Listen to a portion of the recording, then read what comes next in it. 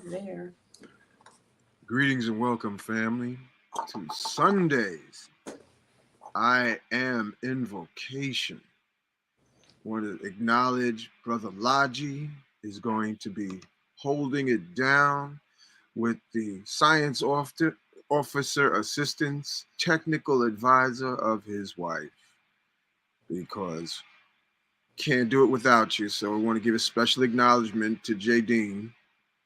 Oh, there's Corin. We got a Corin for you, Lalji. Corinne She's is sitting always in the house. still, and I'm going to back on out so that Lalji can do his thing. So, without further, wait a second. I got to acknowledge the people in the chat. I want to acknowledge ancestral gifts, grand rising, blessed bliss, and success. Namaste from Vaikuntha or Set. So I'm going to post the greetings and y'all put down where you're listening from because we always want to know where you're listening from. So we'll put Brother Lalji's couch right here. And let me see how this is going to work. Don't let him touch that. Don't touch that dial, brother. Don't touch that dial.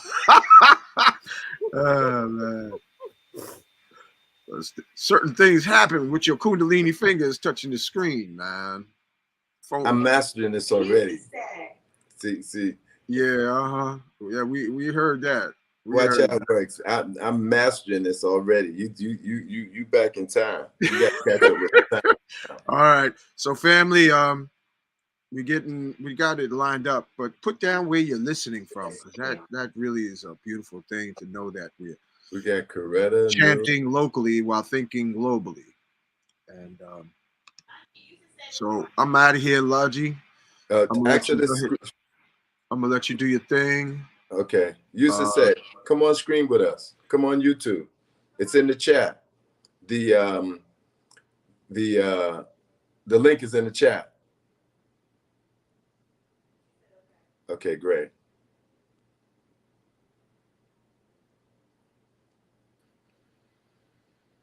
We ready to go, Hankh?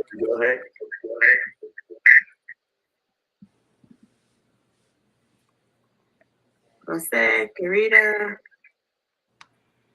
Yo, bro, you're live, man. You got to get busy, brother. Get busy. Oh, okay. You act like you waking up. You done meditated so much you high. This is live show, man. The world's listening to you. All right. I'm out of here. Okay, my brother.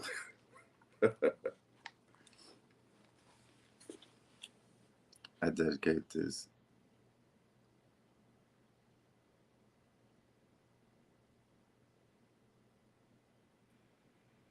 Okay. While he's looking through his papers. Okay. No, I'm good. I just dedicated the program. Oh, you did? Okay, yeah. So I'm going. I'm my brother. The Discourse 26. The Invocation.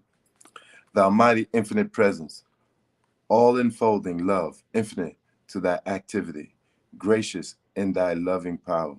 We salute thee, heart to heart, face to face, pouring forth eternal gratitude from the outpouring of thy mighty energy, for the use of thy directing wisdom, for the presence of thy opulence in our homes and use.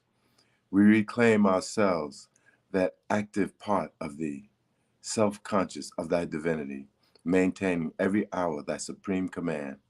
I bring you greetings from the host who minister and who watches all activity. Discourse 26, everybody. Jadine, can you come and turn this other screen here on, the YouTube screen? We rejoice. We all rejoice exceedingly in the wondrous loving presence of the students for the great harmony, joy, and accomplishment that has been attained. How mighty that miracle-working presence I am can and will manifest its dominion if such a wonderful state is maintained. And I tell you with no uncertainty, it can be maintained. ever growing greater and greater in the comprehension of that God presence in its supreme power of divine love. Every student should remember with definite certainty that in this quickening power of the I am presence within his being, everything good or otherwise is stirred into action. Here is a jewel coming up. If there is latent within the consciousness, rebellious resentment, or the inclination to judge, it means that all this will be stirred and brought to the surface to be consumed. And I tell you with no uncertainty, unless the student consciously consumes that which is brought forth to the surface, it will consume him. If you find yourself becoming irritated, you should seize the reins and issue the command through the I am presence.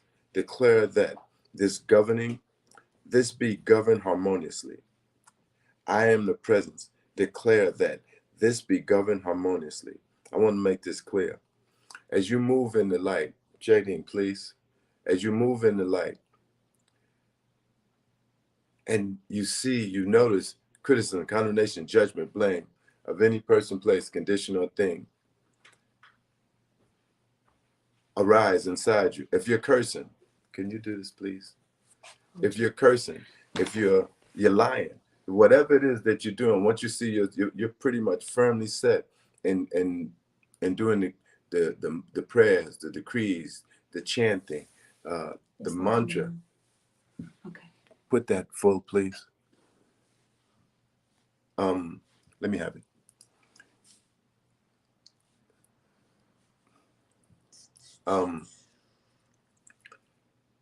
You need to check it. You need to say to yourself, I'm not letting this happen. This is just not going to happen. And do what you can to check what you know to be incorrect within yourself. Don't go. Let's stay here until it's done. Make the full screen. Check what you know to be incorrect within yourself. So, for example, if you develop the habit, this is what I wanted. If you develop the habit to curse, for example, if you develop the habit, say the mantra 11 times. You know, curse. Let me fix the screen. And this is what I'm trying to tell my brother Hankh. I'm mastering this already, so we don't have to wonder if I am. Whatever it is that you're doing, fix in your mind. If you notice that you just can't stop criticizing, watch TV. Watch TV and look at all the bad guys and say, it is only God there. It's only God. Everything that you're doing that you shouldn't do, fix it. Because if you don't, I was reading some chapters where Jesus the Christ said, if you can't get criticism out of your system, you're not going to go to the higher states. It's just not going to happen. And I had a sister here and she was saying, we ought to stop cursing, because I heard that when we curse, the angels that's around us protecting us, they back up. Truth be told, in this very work, I remember Saint Germain saying, if you just really get out of sorts, your own God presence, which is generally 12 feet above you, will move 50 feet above you, and then move higher, and then go straight to the great central sun, because you're just acting wicked. Now he's everywhere. He's omnipresent. So whatever it is that's going on inside you, when it comes to the surface, fix it. If you're in this work, fix it. Because without character development and without checking the character, you really lost. No matter how many mantras, no matter how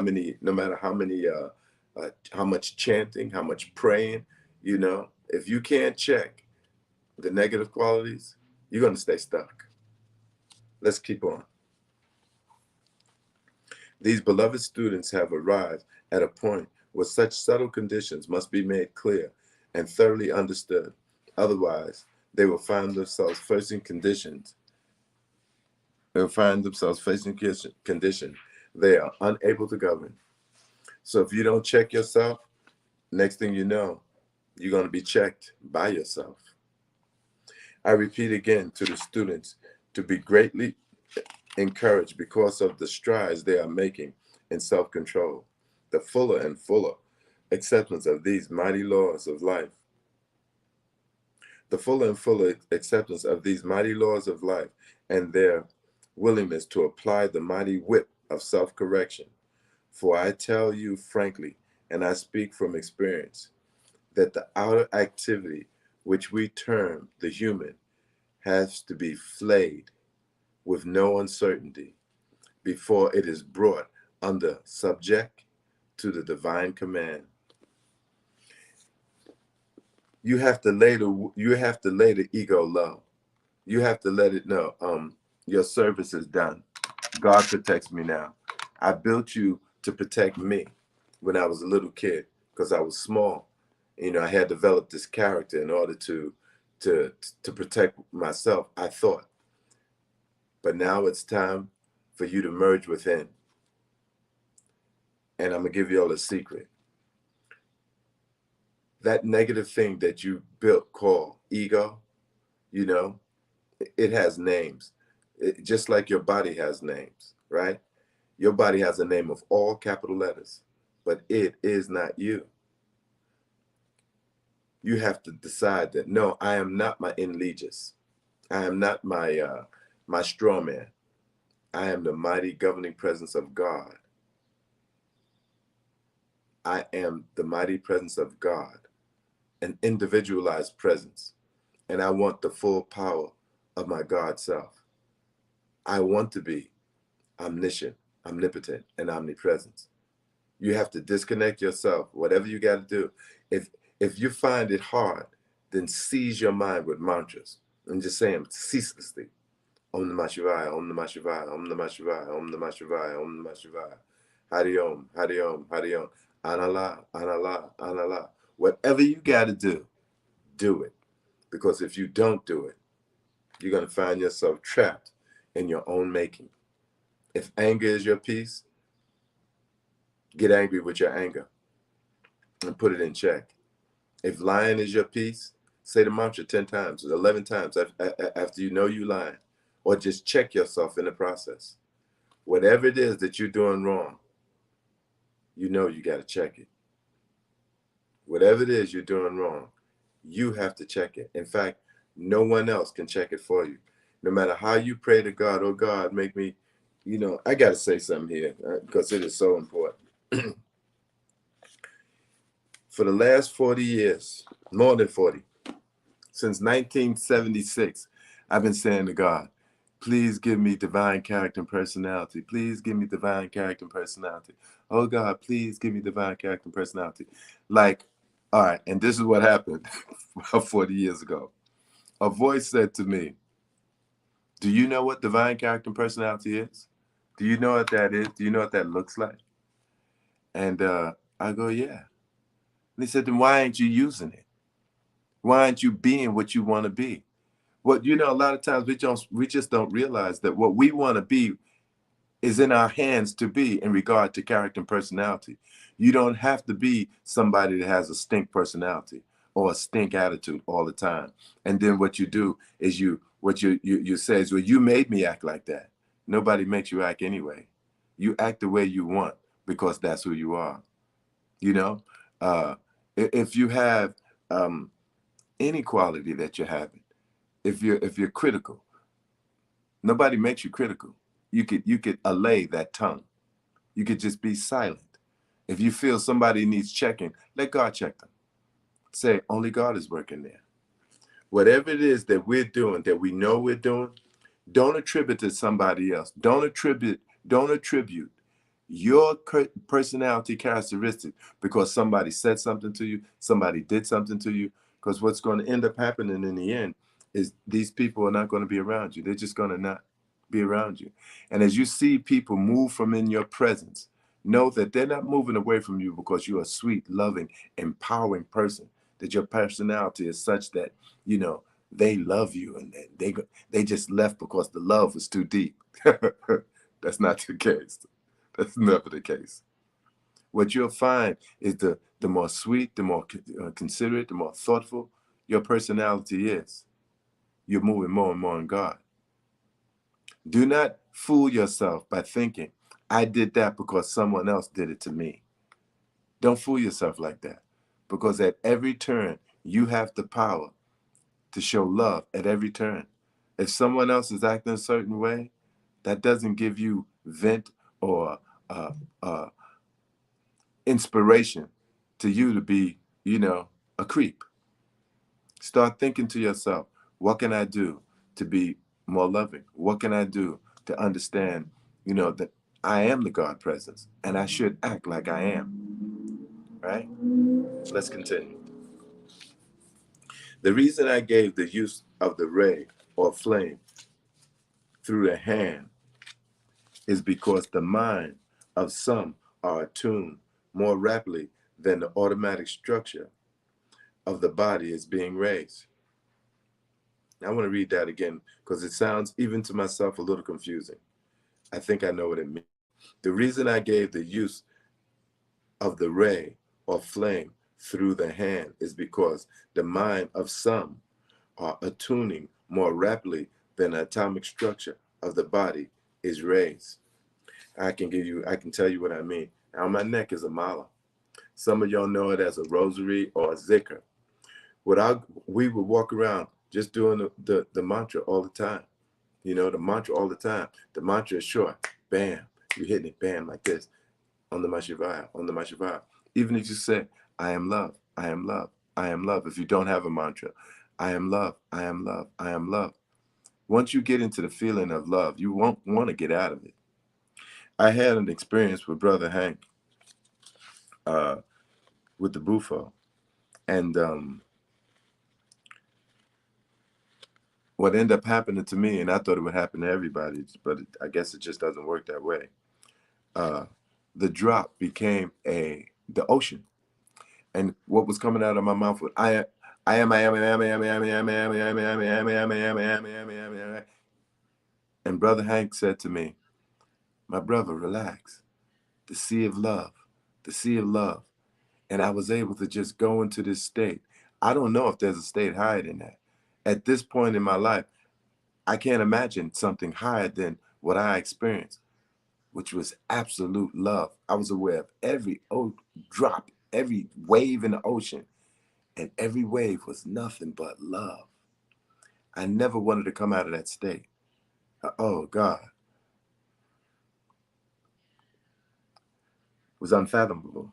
In that state, forgiveness was automatic. I forgave my mother-in-law. I forgave all the people that did anything to me, right? It was just automatic, like kids who want to play, they forgive just like that. They're in that God state. We need to take ourselves back to that. And we can, just like we built that ego. We could deny that we are the ego. And one of the key ingredients to the ego, or getting the ego to merge with back in us, is to love it. You created it. It exists. To love it. Let us continue. This activity of passing the hand over the body will maintain and sustain the equalization of the quickening of the mind and the raising of the atomic structure to its balancing point. I am so happy and willing to give every assistance to the students, as are others, but there are certain bounds beyond which we may not go because of the self-conscious advancement of the students, which they must do for themselves. However, every one of them has that sound in the back, close the door, please. However, every one of them has everything by which to encourage. But again, let me urge them that at no time may they divide the attention of the I am presence. To do this means that you are releasing the stream of energy and giving power to outsized things and simply delaying your progress. I want to read that again. However, every one of them has everything by which to be encouraged. But again, let me urge them that at no time may they divide the attention of the I am present. To do this means that you are releasing the stream of energy and giving power to the outside things and simply delaying your progress. Stay connected to your God self. Live with your God self. This is what this is saying. Be with your God self. Start getting tight, like your God self is your only friend. Talk to your God self. I speak from experience. It is not possible to divide the intention, for all it must all be given to the I am presence in order to go beyond a certain point of attainment. I can dig it. I do not wish to bring any shock to the students. I want to make a comment here. It comes to the point when you want to attain that which is the supreme. You know, like, hey, if I want to be a trillionaire, I got to give all my time and attention to that. Not only that, I got to take care of all the other things that I need to do so that I'm healthy. You know, I want to be a trillionaire. Boom, $1 trillion compared to the God consciousness is less than a 1/16th of a tiny drop of dirt. You know, if you imagine a grain of sand on the beach.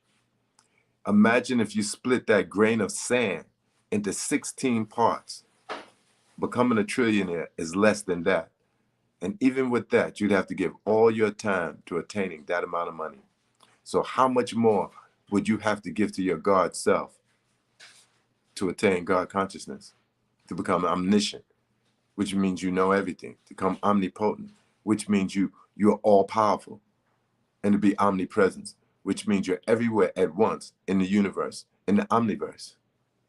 How much of time would you have to give to that? What is the key to that? Repeating the mantra ceaselessly, to repeating the mantra to the point where your mantra starts cutting grooves in your brain, so your very passive thinking flows along the lines of those grooves. This is what it takes to become the supreme. It's just that simple. Your whole day, if you want to become God, your whole day should be given to God. Your sleep should be given to God. When you go to sleep, say the mantra. Let the mantra take you into sleep, you know. On the Mashivaya, on the Mashivaya, on the Mashivaya. Like that.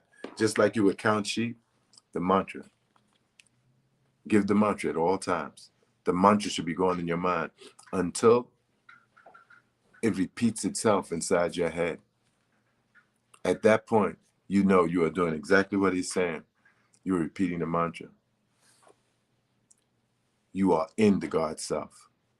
And the same way you built that ego, you didn't do it all. Yeah, you did. You gave your every attention that this is who I am.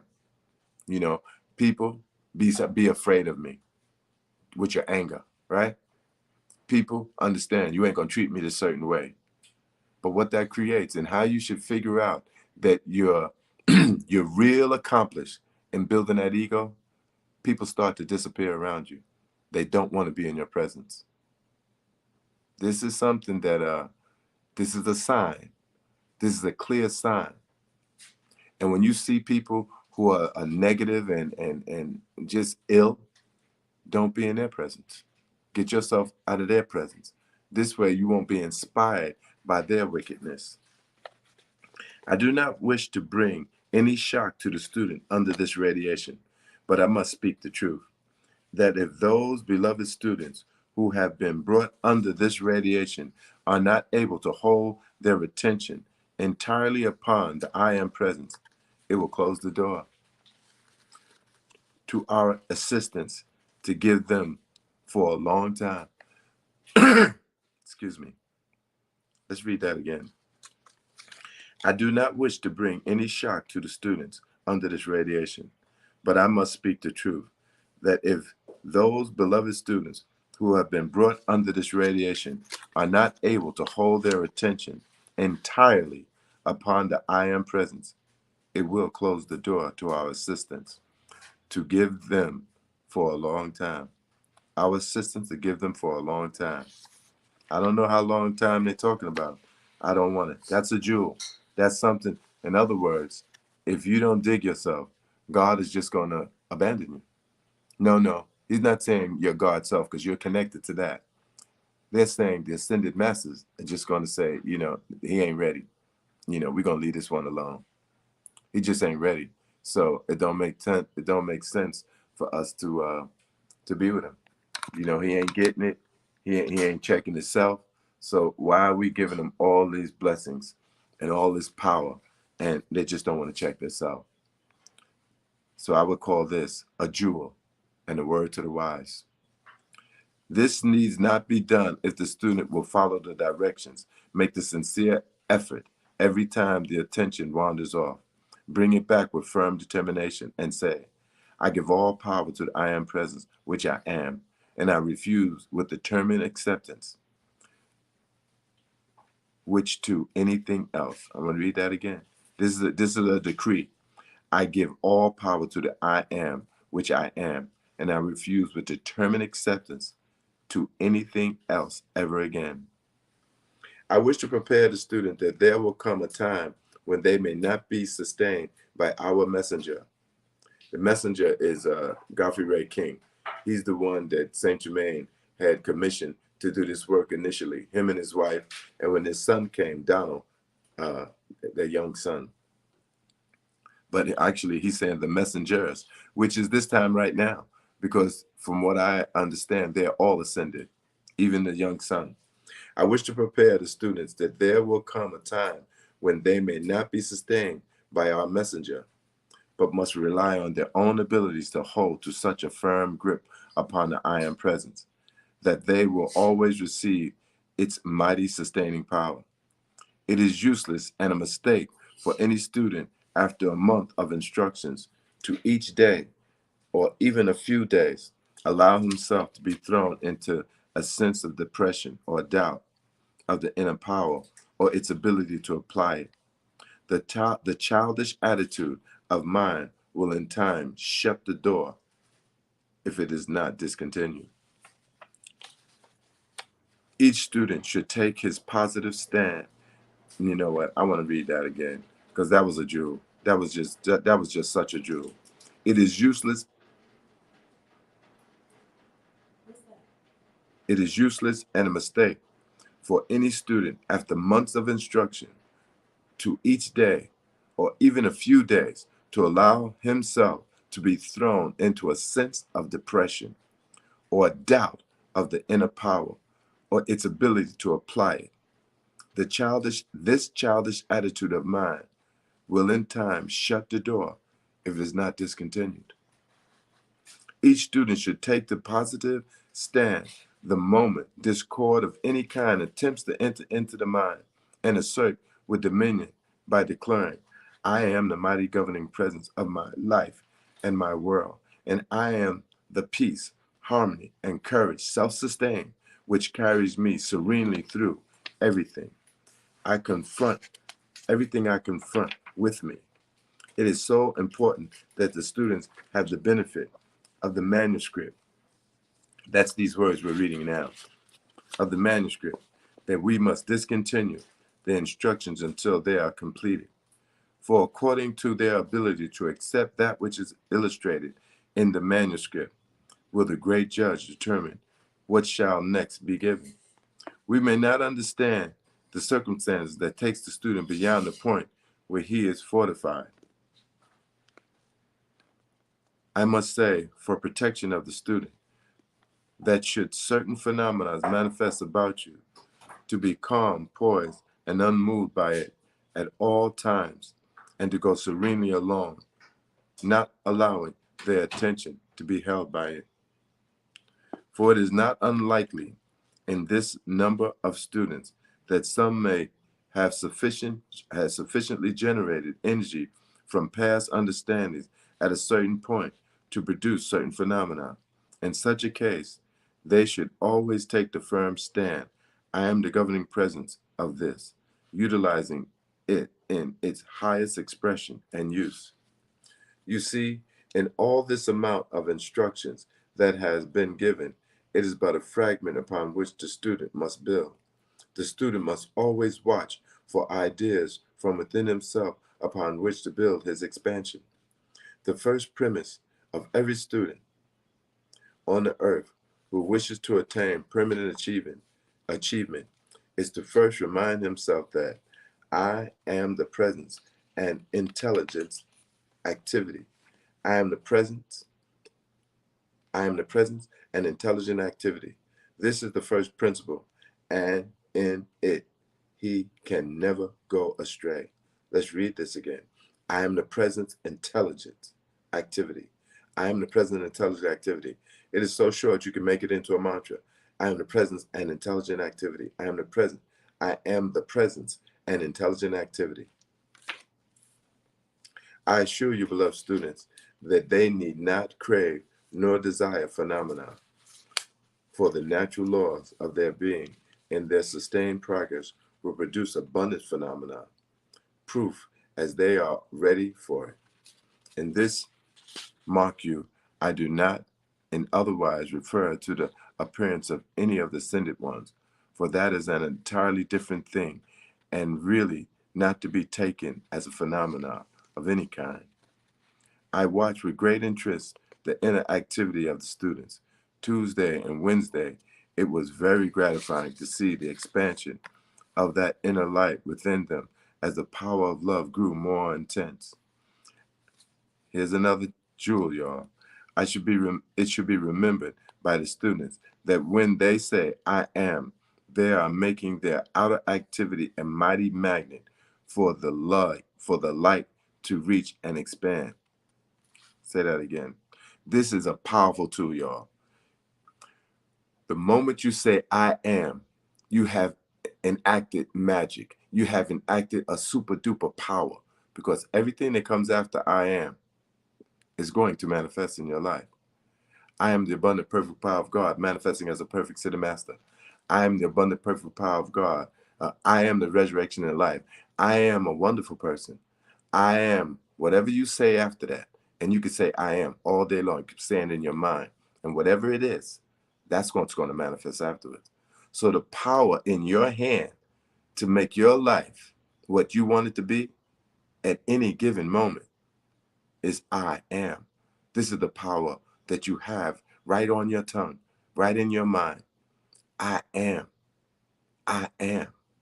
Once you say I am, you have invoked the power of the universe to move toward the power of the spoken word, which you have complete control over.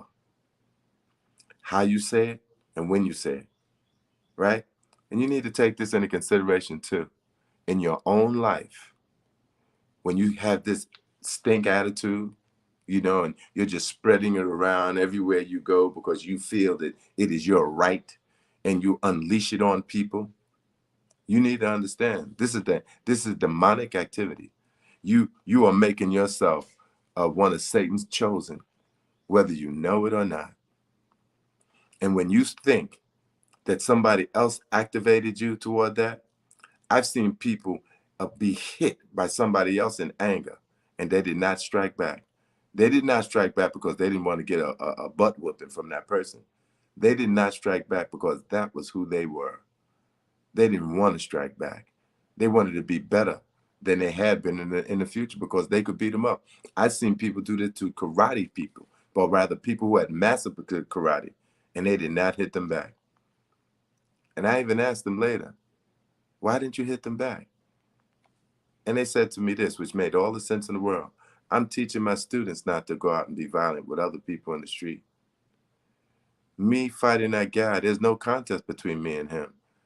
Every tournament I've been in, I took first place in the trophies that were issued.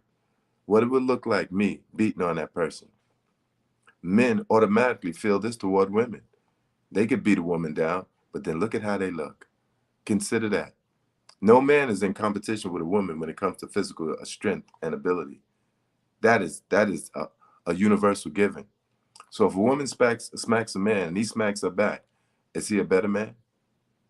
Everybody looks at him as less than. And that's when it comes to absolute physical violence. What then should be said when somebody says some words to you that you think maybe you don't like it? You unleash the demon. right? You unleash the Kraken.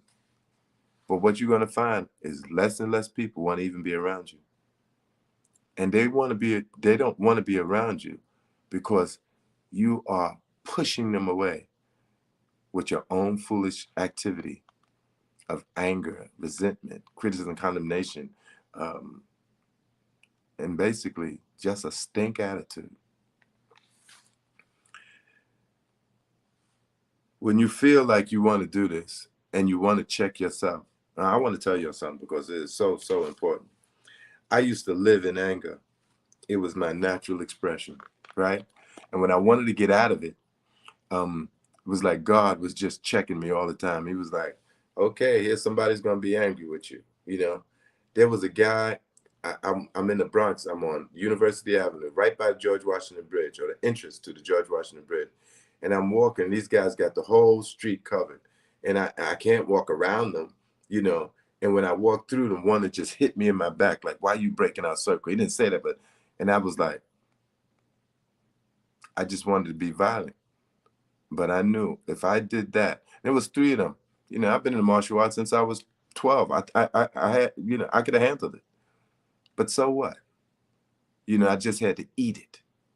And more experiences came like that until I got to the point where, you know, I wouldn't issue violence for violence.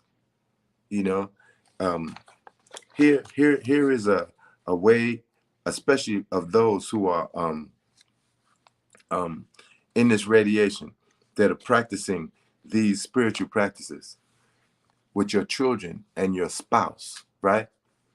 This is where we're most vulnerable. But we need to understand like this. And if it's not your spouses, whoever is closest to you, right? They may be really good people. They may be the worst. You need to remove yourself from them if they're the worst. If they're the good, then be around them. Be under the shower of their goodness. Let it rain on you. But whenever your child or your spouse does something you don't like, check yourself. Don't check them. Check yourself. Now, with children, you have to tell them, look, you know, you got to respect your mother and father. The Bible says, respect thy mother and father so that thy days may be long. You know, you dig? So you expand yourself to your own respect. When you make the habit of being disrespectful, nobody wants to be around it. And what you will find is you are alone. And when you see that nobody calls you, nobody comes around to you, then know that you is because of you. It's not because they're busy. It's basically because of you. I think it would be very wise for each student to take the attitude at this time or in the beginning of the use of both the instructions and the manuscript. I am great, I am presence. Take me within thyself. There instruct me and cause me to retain the full memory of these inner instructions. This is a mantra we say in our decrees every day. I put it in there. Great I am present. Take within thyself. There instruct me and cause me to retain the full memory of these inner instructions. You notice how when certain people are around you, you're not going to curse in front of them. You're going to show them that type of respect. But then when other people are around, you know, the people that you don't respect that much, you'll let your tongue fly. You just let your tongue fly. If there's somebody around that you want to show respect because you don't want them to see that negative side of you, that's satanic piece, you know. You know what I'm saying? That's satanic piece. You know what I'm saying, right? Sister used to say, Sister Corinne, you'll know it. You're like, I'm gonna be cool. And if you're around some spiritual master, of course you're not gonna curse. You're gonna be on your best behavior. Why? Why not show yourself? Why? Why not? What is it you're hiding? What's it about? I tell you for sure that your God self is watching you all the time. And that God self is going to be the one that's saying, you're phony. My father used to say this to me, and I didn't get it for a long time. I had come back from India, right? I'd been there, And I'm rock and roll. I'm glowing. You know, I've been celibate, you know, all this kind of stuff. I got knowledge, you know, this, that, and the other. And he's looking at me. And I'm doing this, that, and the other. I don't even want to tell you what that is, but it wasn't good. And he says, you're a phony. And he wouldn't say no more than that, but you're a phony. And I'm like, what the heck? You know, why is he saying that? I'm clean. It's jelly bean. I mean, what's up? You're a phony. Because things were very simple to him. If you were the guru, act like that. If you were the spiritual master, you traveling all over the world, who is this girl? And who's this next one next week? And then who is this next one next week? You know, what is this about? Right? Now, my father never cursed. When I heard my father curse one time, it was on Christmas Day, right? And he was high, but he could drink a whole fifth of liquor and never curse. But I guess he drank more this Christmas. And he said a curse word. It was hell. Now, in my vocabulary, hell is not a curse word, Joe. Okay? All right? And he was drunk. And he said hell. That was the extent of curse words I ever heard him say. And I only heard him say that one time. Now, he believed in the Bible and all like that. And I was searching around, reading everything. The Bible, the this, the that, the Buddhist, everything, right? Allah, anything I could get that appealed to me that would make me good. Y'all, it comes a point that we got to check ourselves. It just comes to that point. And let me say this, especially those who are married. And it just gets to the point that you're intolerant of your husband or your wife. And you just let it flow. Let the ego flow. And what you should do is let it flow to God. It doesn't have to be your husband or wife. It could just be your spouse. You know, you might be in jail, and and if you could hear this in jail, and your cellie is just, you know, and that's a hard place to try to get with God. Your cellie is just irritating, negative, or bad. Now, I'm not telling you you can't defend yourself, because if you're in jail, you know, some hard stuff comes up.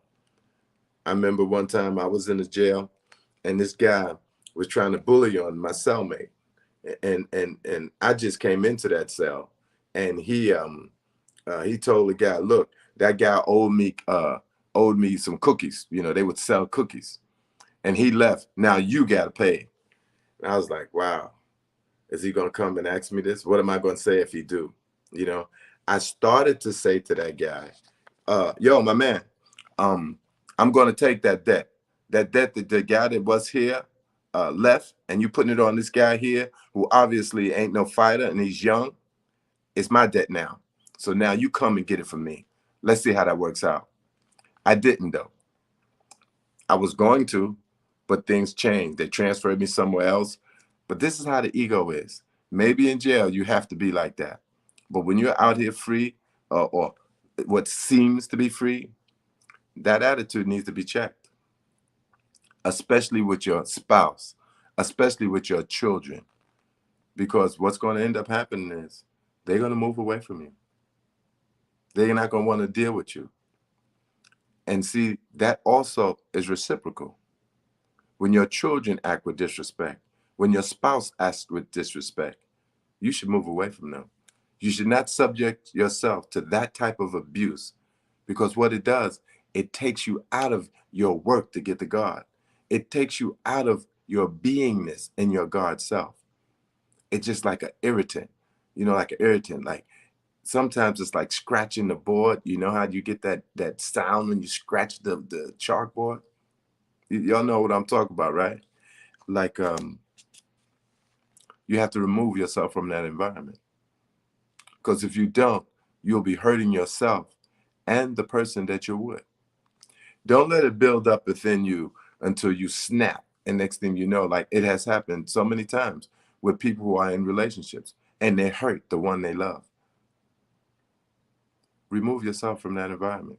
Stop giving them your time. Even though you're living in the same house, don't talk to them. Move out of that house. Get away from people that's taking you away from you staying steady in the God. You know, if you're Muslim, if they're taking you away from Allah, Allah, Allah, Allah, you know, Allahu Akbar, Allahu Akbar, Allahu Akbar. If they're taking you away from that, get out. If you're a Christian, if they're taking you away from Lord Jesus Christ, have mercy on me. Lord Jesus Christ, have mercy on me. Lord Jesus Christ, have mercy on me. If they're taking you away from that to where you got to lash out, you got to criticize, condemn, judge, blame. If you can't, you know, and maybe you're just getting control over that. Maybe you're just getting control over criticism, condemnation, judgment, or blame. But it's like they keep pulling you back, like The Godfather. I love The Godfather because that was some of my best teachers.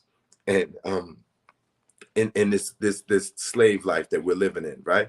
How Michael Corleone, who's now the Don, says, I try to get out, but they're pulling me back. You know, they just pull me back. That's how it is with our wickedness.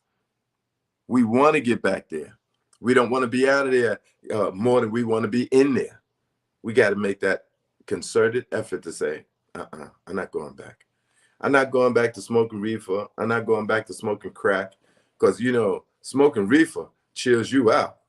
You know, you get that herb in you, and you like ski bopping to the hip hopping. I'm gonna watch TV. Just get on out of here. Yeah, okay. You know, like they're pulling you into it. And God forbid you're on some more intense drugs like narcotics. If you're on that and you letting somebody else pull you into that, it's now time to leave that person and be far away from them. Whether it's children, whether it's spouse. Especially when it's children, you do so much for your children, and then they feel like they can disrespect you. They feel like they can stop talking to you because you didn't do what they think you should have done, right? If they live with you, you need to get them out of your house. And which means you put them out. And if they got to sleep in the park, then that's where they got to sleep. But what you need to understand is up to you to make your environment, your whole environment, a holy place. I've been saying for a long time, I want to have an ashram. I want to have an ashram so I could, you know, live a spiritual life, you know, and I can invite people to the ashram and be, you know, in a holy environment. But my guru said, he said, any place where spiritual practices are done every day, that is an ashram. And that's what's done right in my own environment here. I mean, I'm not inviting disciples to come in to learn only through this medium here, you know, this and Zoom. But this is an ashram. But this is something I want to tell y'all. And I don't really want to tell you it, but I want to reveal that I am not holier than thou. I was in an ashram in India. I mean, this was not an ordinary ashram at all. It was equivalent to being in one of the retreats of the ascended masters that is very difficult to get in. Our guru did not say you have to be this, that, and the other to get in this ashram. It is like that now, but this, you know, you got to be holier than thou before you can get in. He took us where we were. Some people were hitmen for the CIA, and they wanted to relinquish that life. Some people like myself was running away from the law so they wouldn't get their hands on me. But we had not prepared ourselves to be in such a holy place. And we didn't act like we was there, like that when we were there. I'm in this environment, and it was mostly white people and Indians. And Indians with their racism is no different than the racism of the white people that we know here in America. And this we've seen. And don't take me wrong, I love my white people. Most of us do. We don't want to admit that we're trying to be like them, but we are. We're trying to speak the King's English half the time. We're trying to be like them, right?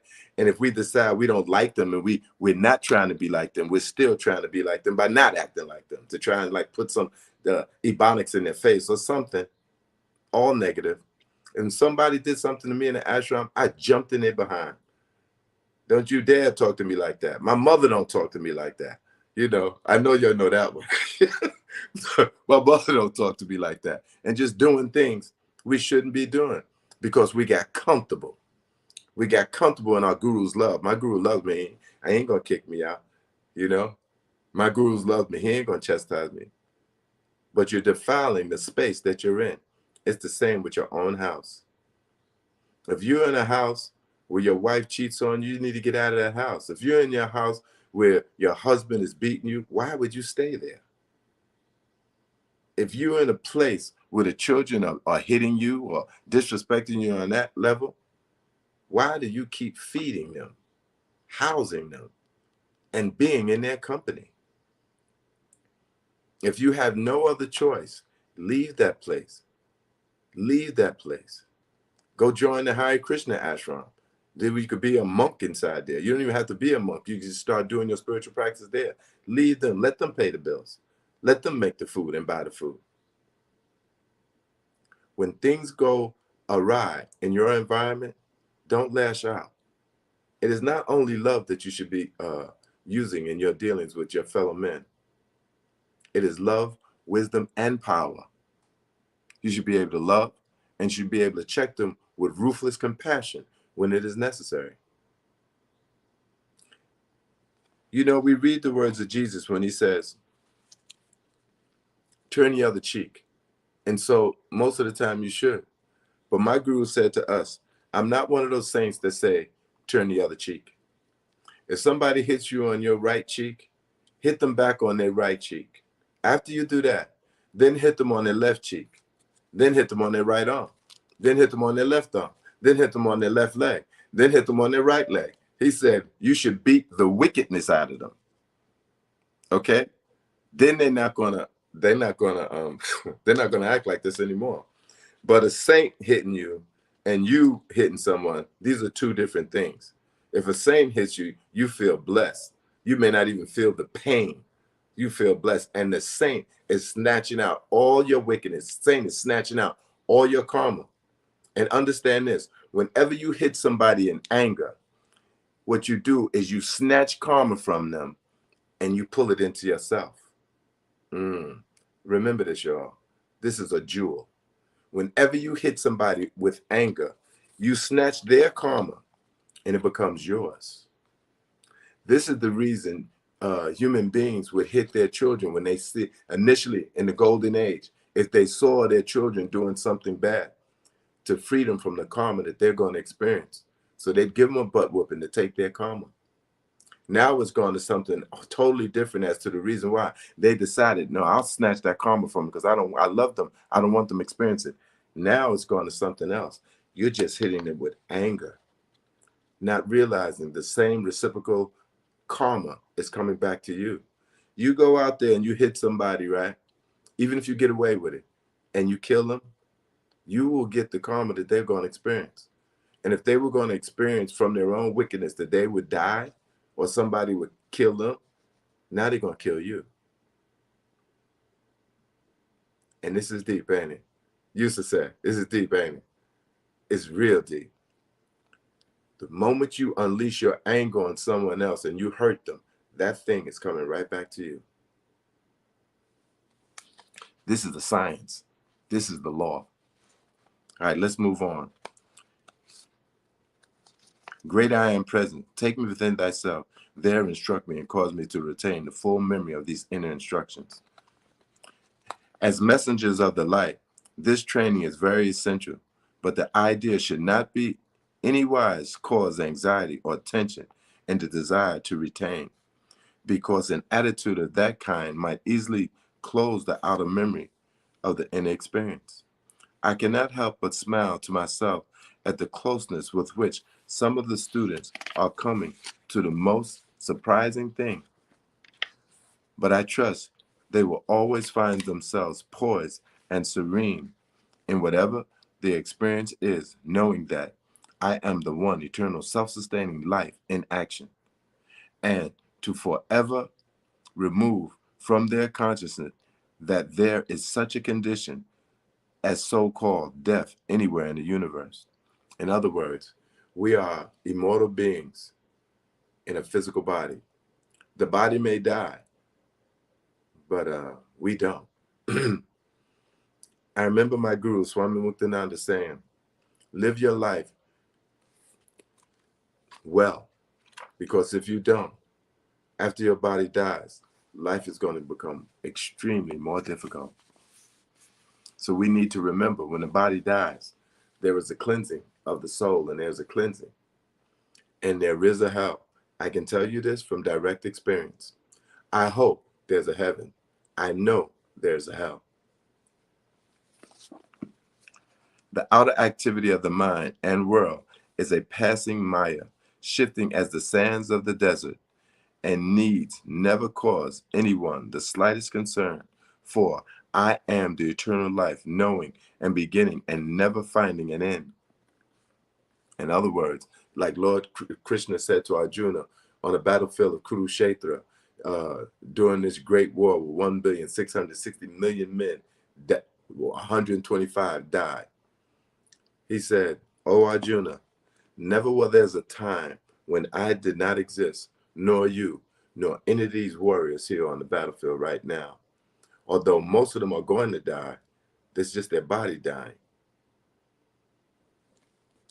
Out of the heart of that great silence comes the ceaseless pouring stream of life, of which each one is an individualized part.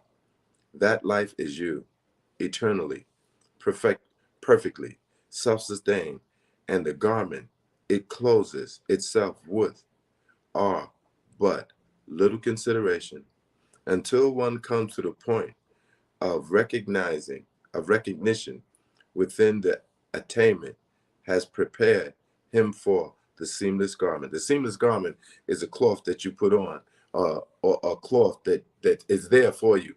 It's there for everyone. It is their cloth. It's protective too, and it's clothes, right? And we have decrees that the moment you say that decree, you are and you have invoked that seamless garment around you. The moment you say that decree, we say it every day in our practices. That seamless garment is attached to you. Although you're not seeing it, it is there. Once you are sustained in that seamless garment, you're ascended or close to it.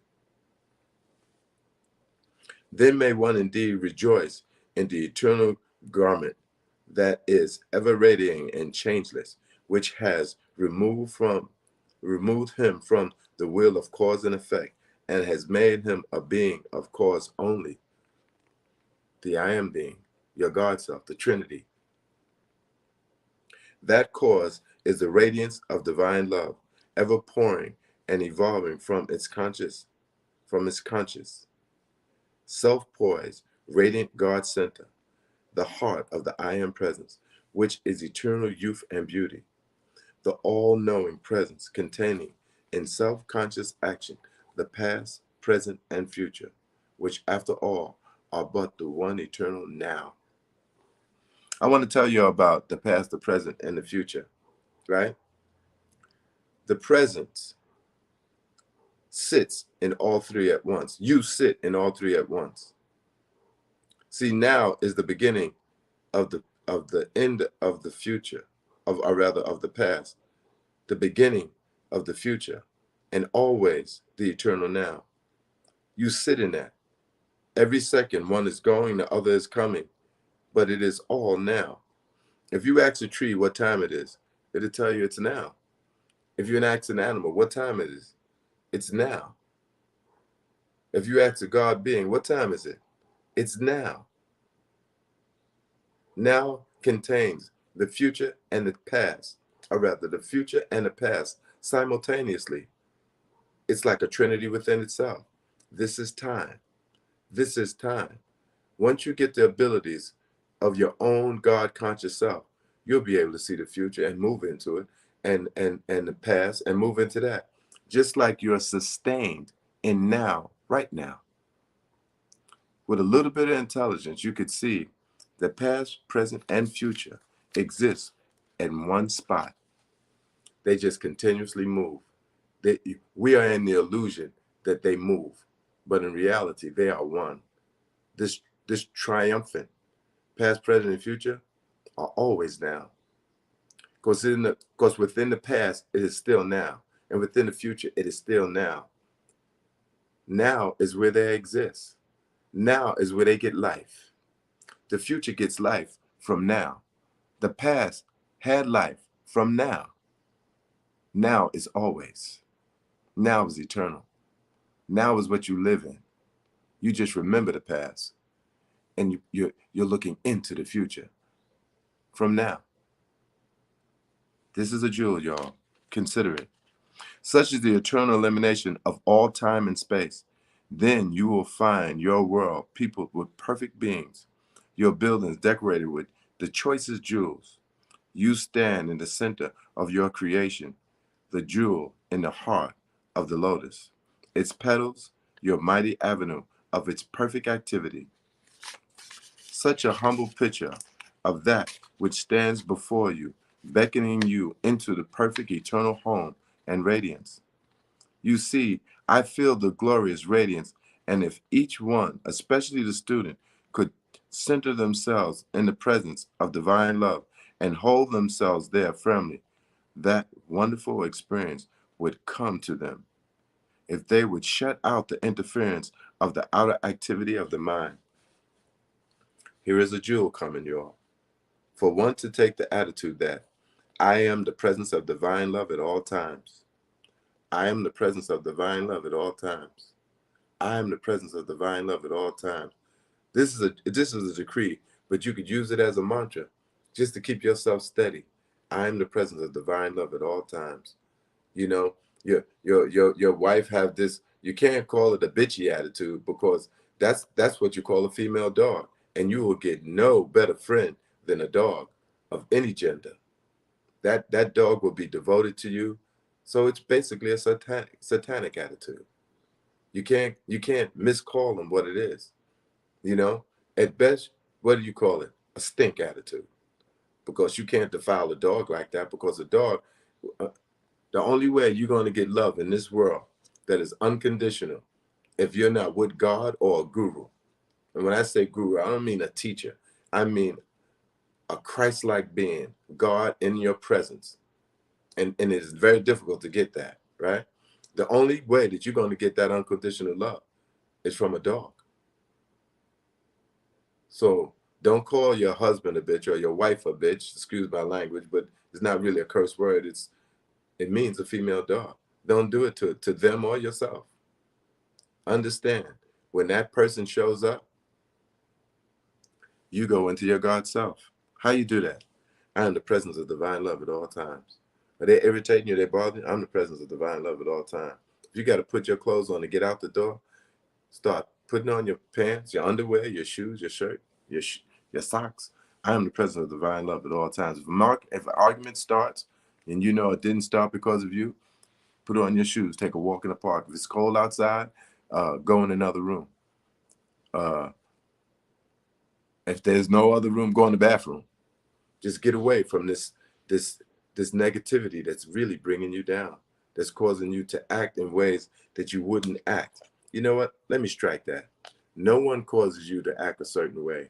You decide that you want to. You decide you need to unleash the poison into your own atmosphere because somebody else acted up. I saw a picture, and I think it was no, I'm not sure where I saw it, but it showed a man's head on fire because he was acting in anger. And under this picture, it said, someone is treating you with anger and you're responding in anger, or someone is doing something and you're responding in anger, but yet you put your head on fire by acting in anger back at them. You're hurting yourself because you feel someone is disrespecting or doing what they shouldn't do. Your head gets on fire when you unleash this anger. For one to take the attitude that I am the presence of divine love at all times would do such wonderful things. I use this statement and feel its whirl at all times. Close the door to the outer activities of the mind. Solution of every problem is always right at hand because the I am presence always holds everything within it, which you are, the I am presence. I demand is the impelling of the solution into expression. A demand, I said the wrong thing. A demand is the impelling of the solution into expression. I am is the intelligent, active principle within us, the heart of our being, the heart of the planet, and the heart of the system. I cannot refrain from reminding the student again, for they should always know that whenever you say, I am, you are releasing the one mighty, intelligent energy, power, and self-sustaining element. Keep at it, and you will come into a condition so supreme, so wonderful. At any time, anybody have any questions who's listening to what I'm saying or what I'm reading from the Saint Germain, ask it. Even if you have a statement that will benefit anybody in the listening audience, in our Zoom group or online, just put it in the chat. When you're and Uncle Hankh will tell me that someone has put it in there. You got a question, ask it now.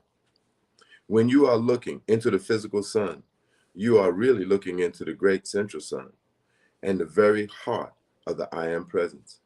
You must take the unconditional stand with your body that I am the presence governing this physical body completely and compel into obedience. This is the decree. This is a jewel, y'all. I am the presence governing this physical body completely and compelling it into obedience. I said existence before. It means obedience. I meant obedience. I am the presence governing this physical body, compelling it, completing it, and compelling it into obedience. So if you got a disease, just keep saying this decree. I am the presence governing this physical body completely and compelling it into obedience. The more attention you give your body, the more it is the master, and the more it will demand and keep demanding from you. When the physical body is either chronically ill or continually showing disturbance, it proves that it has been given attention over a period of years to one disturbance or another, and it will never improve until one takes the positive attitude and whip it into obedience. I compel you to be perfect in every cell, in every electron of this body. I am the compelling force of every electron in my mind, body, and soul. These are decrees you could say if you got a disease, whatever it is that you're doing. Just tell the body to act as you say it should act, to do what you say it should do. You can positively produce whatever you want in your body if you will fix your attention upon the perfection of it. But do not let your attention rest on the imperfection. If you got a disease, don't give it just because it's there. Don't look at it. Just look at the perfection that's there. Say over and over again, I am the governing presence of this body, and it is in perfect order. I am the resurrection of the life of my perfect health. I am the governing presence of this body. For the ascension, I am the compelling presence. Use this often, for it stills the outer activity, so you become centered in the activity of love. Always from within, you have the scepter of power in your own consciousness. Now use it. What is that power, y'all? So we don't mistake what he's talking about. What is the power? The power of the spoken word, or the power of your mind, if you happen to be without a tongue or just deaf. I am the power of the spoken word, manifesting in my life everything I want, need, and desire.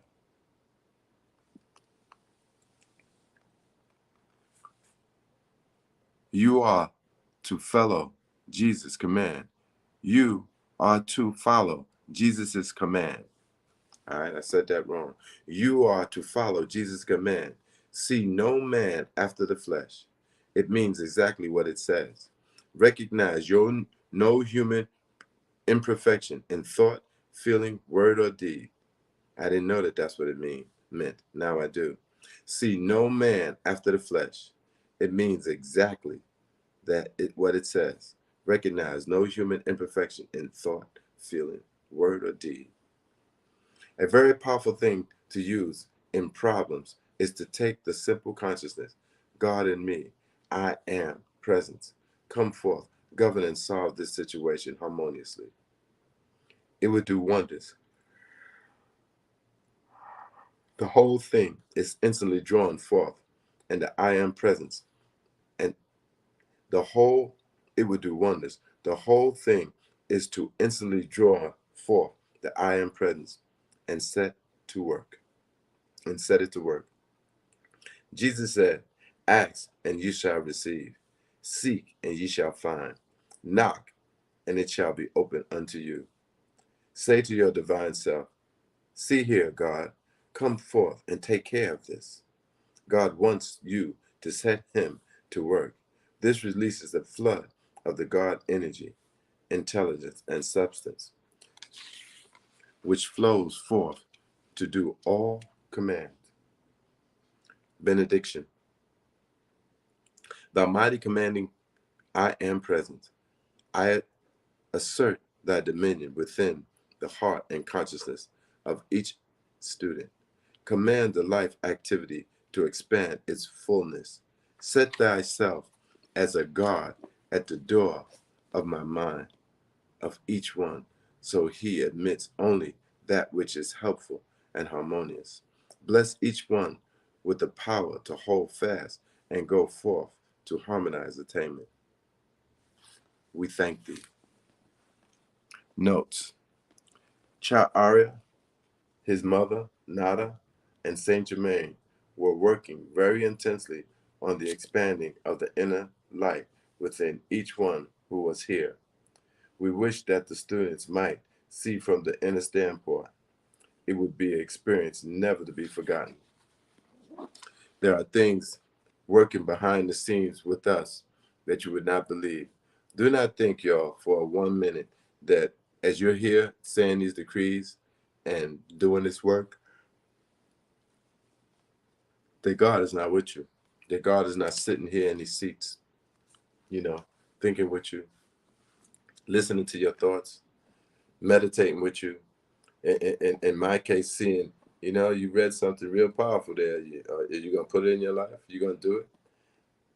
A couple of weeks ago, if it wasn't last week, I was reading something here, and I thought to myself, yeah, you're doing this in your own house. And what you need to do is just check yourself. But it comes a time that when checking yourself should have an understanding. You see something continuously happening to you, and you check yourself, and you keep checking yourself, but the thing just keeps happening. The person that you feel you need to check yourself against, whether it's spouse or children, when you've checked yourself to a certain point, you need to realize, oh, it's not myself that's creating this discord. It's the people I'm around, whether it's spouse, children, friends, enemies, co-workers, bosses. Usually when it's a boss, you know real clear what's happening. When it's a boss, you're clear. They got a bad attitude. They like to boss me around and this, that, and the other. But you give that boss latitude because the boss can fire you. So you let the boss disrespect you. You let the boss get out of hand. Some people let the boss hit them. Some people let the boss even physically abuse them. Sexually abuse them. And none of this should ever be. God will give you another job, no matter how difficult it is to get that job. When you see somebody, my sisters used to tell any boss that would think that they could go that far, I got a brother. If all I got to do is tell him what you just said, and his crew will meet you at the door when you come in. Next thing you're going to know, you're going to find yourself in the back of a trunk. And if I get fired from here, you're going to find yourself again in the back of a trunk. Never let anybody disrespect you like that. Do not take the abuse of a child, your wife, your boss. Don't take that type of abuse. Move yourself away from them. Check them once. Let them know. Don't do that to me. I don't disrespect you. You don't disrespect me. Don't let a job allow you to let people disrespect you because they feel they can, because they want to abuse their power. Check them straight away, and you'll see they have respect for you. Now we're on chapter 27.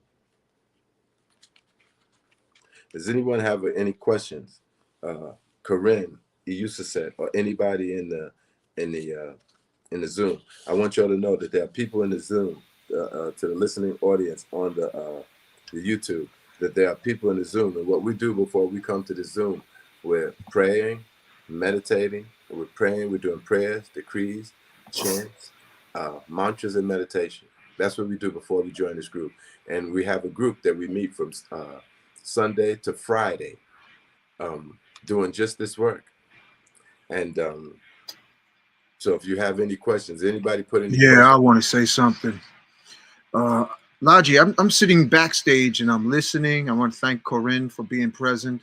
I want to thank everyone who's putting comments in the on this show. I want to thank you for taking the time to listen. And you know, as much as I listen to you, Lalji, I be trying to pull out of here and go to the kitchen to check on my water machine or feed the cats or figure something else to do. But it's so magnetic. The message is magnetic, brother. And I want to just thank you for taking the time to put this magnetic message out here, because I know it's making transformation in this springtime. So I salute you, bro. I really appreciate what you're saying. Well, thank you, my brother. Yeah. And I'm not the only one that appreciates you. And I know, without a doubt, because of my computer skills, I would not be here if it wasn't for my brother Hankh. Listen, don't even worry about it, man. We all got something that we're working on. I'm trying to walk right. I could work a computer, but I'll be hobbling hanky. But if you put me on a bike, I'm a whole nother story. If you put me on the bike, bro, you know, I can ride and glide. But we all have our strong points, and we, you know, and it's always a beautiful thing to be able to humbly say, you know, I got stuff. I need some help, y'all. You know, it's a very beautiful thing to say, yeah, I definitely need some help. Y'all need to pray for me. You know, because it's keeping life real. And we can't be too serious because we're only here for a hot minute in the true galactic state of things. So I just want to say to all the people who are listening now and in the future, take the time and share with Lalji your appreciation and put it in the push the like button. And I have the Instagram, the Cash App links, ticker tape at the bottom of the screen. You know, give the brother support as he's supporting the only thing you can leave the planet with, your I am light body. And I just want to say thank you, bro. I'm pulling backstage again. You're very welcome. You're very welcome. And I want to say, I would also like to say, you know, Hankh is doing a lot. Uncle Hankh, brother Hankh, Uncle Hankh is doing a lot all the time with this program. And I know for sure that the ascended masters are blessing this thing and blessing him. And I got the good fortune to get blessing with this too. I want to say this to everybody. On Tuesdays, we have the prayer circle, right? There are people you know that need these prayers. Please join in with us when we have the prayer circle and repeat the prayers as you're in your house. You know, repeat the prayers with us. I told people to watch this movie called the Cokeville Miracle. With this I'll start to say knucklehead, but that's a criticism. Boy, I gotta catch yourself, right? Where this guy who was a terrorist brought a bomb into a school. And this is like a country school, you know, just a little school. You know, it's modern, but you know, they only had maybe 12 classrooms in the place, and this was a elementary school too. So they sneakily tell everybody, come to this room, right? The two terrorists that went in there, it's just a man and a woman. His daughter was with him, and he said, "You're going to try and blow up kids? I'm not going to this." And he went, and she went back, right? And she goes to tell the police, but all of the police were out of town that day. It's a little town. It was a little town, and they were all out of town, right? But their kids was in this place. Had those police been there, they would have probably set off that bomb. So what ended up happening is they were miles away, and they managed to go to every room where all the teachers was to get everybody in this little classroom. It couldn't have been no bigger than about 20 by 30 or 20 by 40. I don't think it was no 20 by 30, 40, but maybe 20 by 40. They got the whole classroom in this one room with a bomb. Wow. With a bomb that was created by a genius. And every time he tested this bomb, always went off like clockwork. Everything he did was excellent every time. And when he came in this room, that bomb was excellent, like he had always made it, even more so. All right. Yeah. Now he says, I want $2 million for every child in this room, and he's asking for hundreds of millions of dollars. Right? Nobody's around, and then it goes, but the word is getting out because his daughter went out and told the people that was in a police station, this is like the people that work with the police, like the secretary, this one, that one, the other, and the word just starts spreading quickly around the state that there's a terrorist in this classroom. Now I'm telling you this story for a purpose, right? And that purpose, let me let you know right now, is the more people that pray for a person or some people, the more the angels come and the ascended masters, your own ancestors, come to protect them, to help them, to get them out of a situation, to heal that disease, to protect them from something. Now check this out, y'all. Some people think you need to pray for for years to get something out of them. But if we are all praying for someone, the prayers are intensified. It draws the attention of the ascended masters, the angels, your own God self, your ancestors. All right, so let me continue. So this guy had to go to the bathroom who had the bomb, right? So he tells his wife to take the bomb, and he gets a little pin on the bomb. And if you move your hand even 12 inches, it's going to slip out of it's an igniting pin. It will slip out, bang, the bomb will go off. And usually they have shrapnel inside the bombs, right? But this guy's, his shrapnel was bullets. And they weren't little 22s or 25s or 45s. They were these big, guns that thick, that long. I don't even know what you call them. Bullets that you'll have in what's that thing that Gatling guns, stuff like that. That was the shrapnel for this bomb, right? And it's filled with it. It got to a point where the kids in the class said, let's pray. So the kids in the class, the little kids in the class, started praying. Then when the news got to the high school, the kids in the high school start praying for the kids in that room, right? Then people in diners all around the state start praying for the kids in that room. Everybody start praying for the benefit that these kids would not be hurt. Do you think that the heavenly beings would not hear those prayers? That the prayers just go out into space and that, they're really empty things?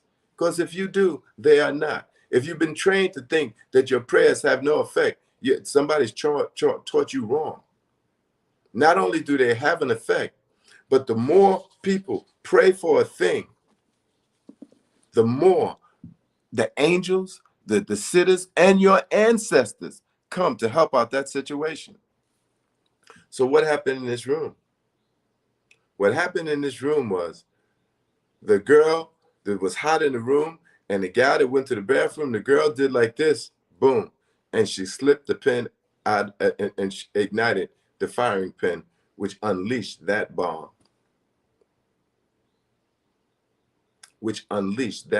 In that small room. Everybody in that room should have died. The only people that died in that room was the guy and his wife who brought that bomb in there. Now, they just said it was lucky, but there was a police chief had lost his faith in God. And he told his wife, when they were in bed later on that night, something is wrong with our son. And, that experience has really rocked him. And we need to get him help. And she knew that it was God, but he could not figure out that it was God. He was so locked up in his self, being lost in God, that he just could not believe that it was God that did what happened, that it was a heavenly situation, right? So she said to him, "You're a cop. Why don't you investigate what actually happened?" So he sent his kids to therapy. So the therapist comes out and he says, "You need to speak to your son." And his son was the bravest one inside that room, letting that guy with the bomb know, "I ain't scared of you," right? But he didn't want to do nothing. And he's a little kid. He can't be no older than 5, 6, maybe 7 or 8, right? And So he talks to his son, and he says, son, why does he want to talk to you? And he says, because something happened in that room that I didn't want to tell you. And he goes, what was it? He said, there was angels in that room, and there were other people in that room. And he goes, well, why didn't you tell us that? He said, because I knew you wouldn't believe me. All right.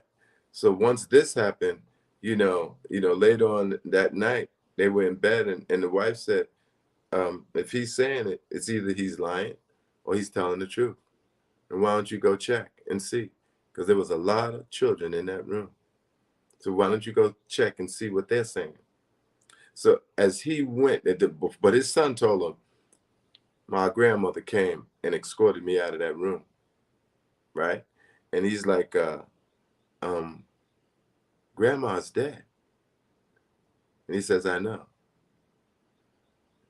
And he said, hold on. And he go get the picture. He said, yeah, that's her. She came and got me. As he went around to all these children in that room, everyone had a similar story.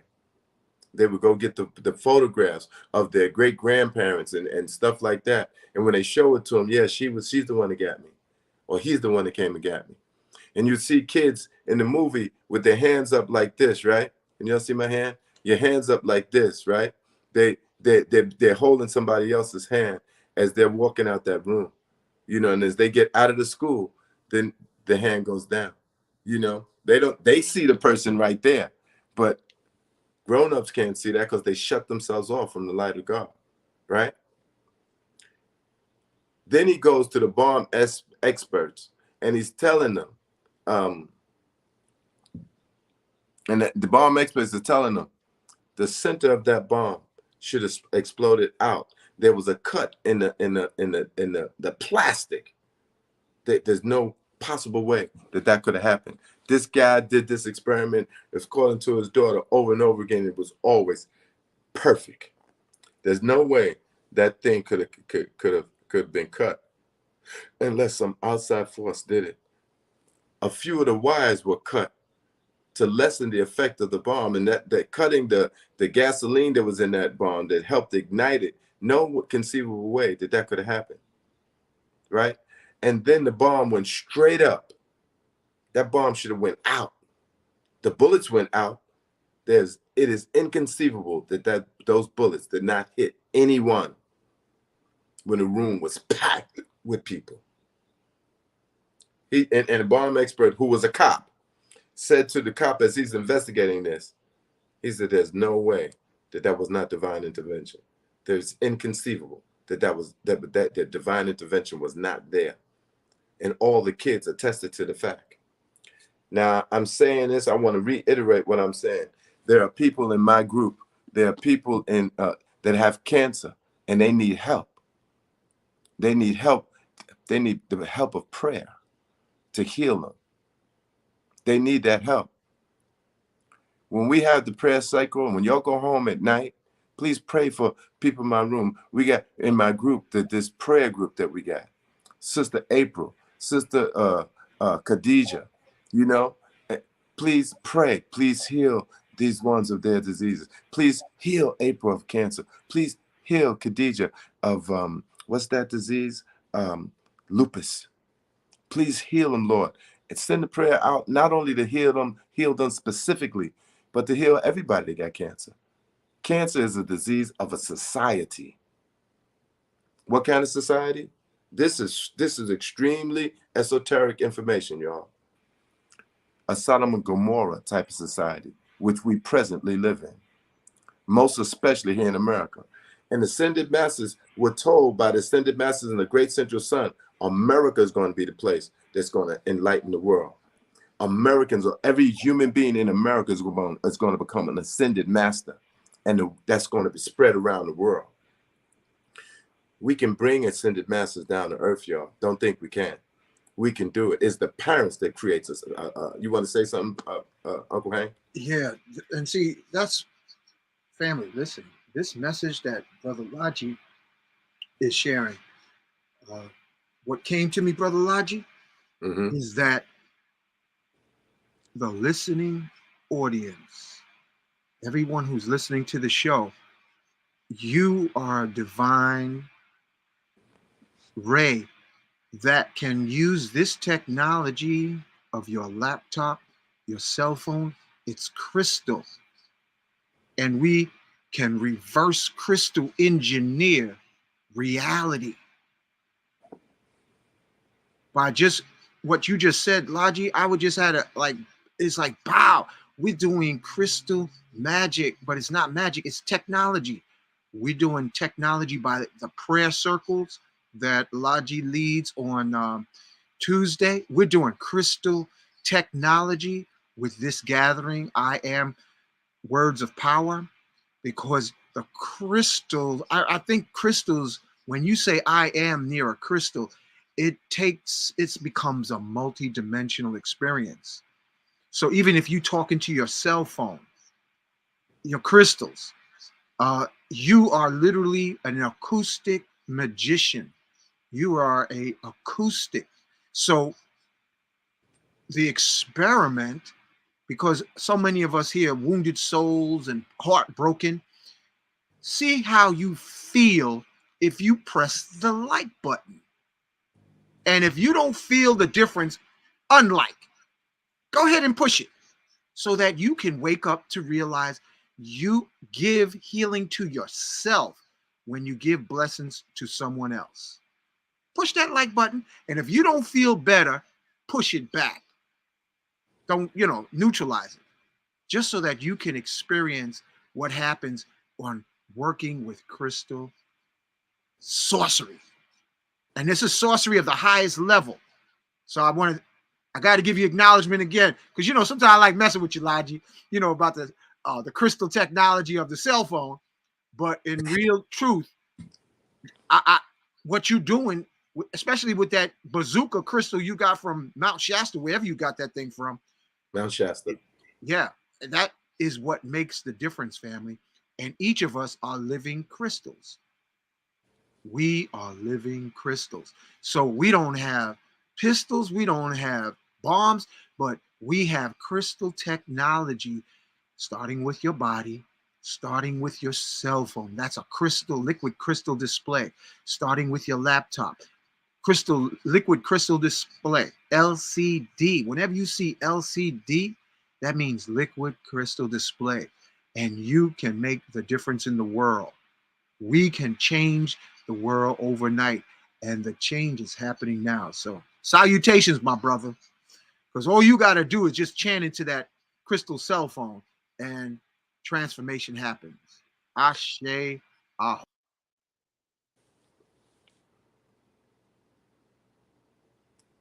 The sound went out on my end. Oh, we can hear you. You good. I'm out. Cool. I'm going backstage. Okay, cool.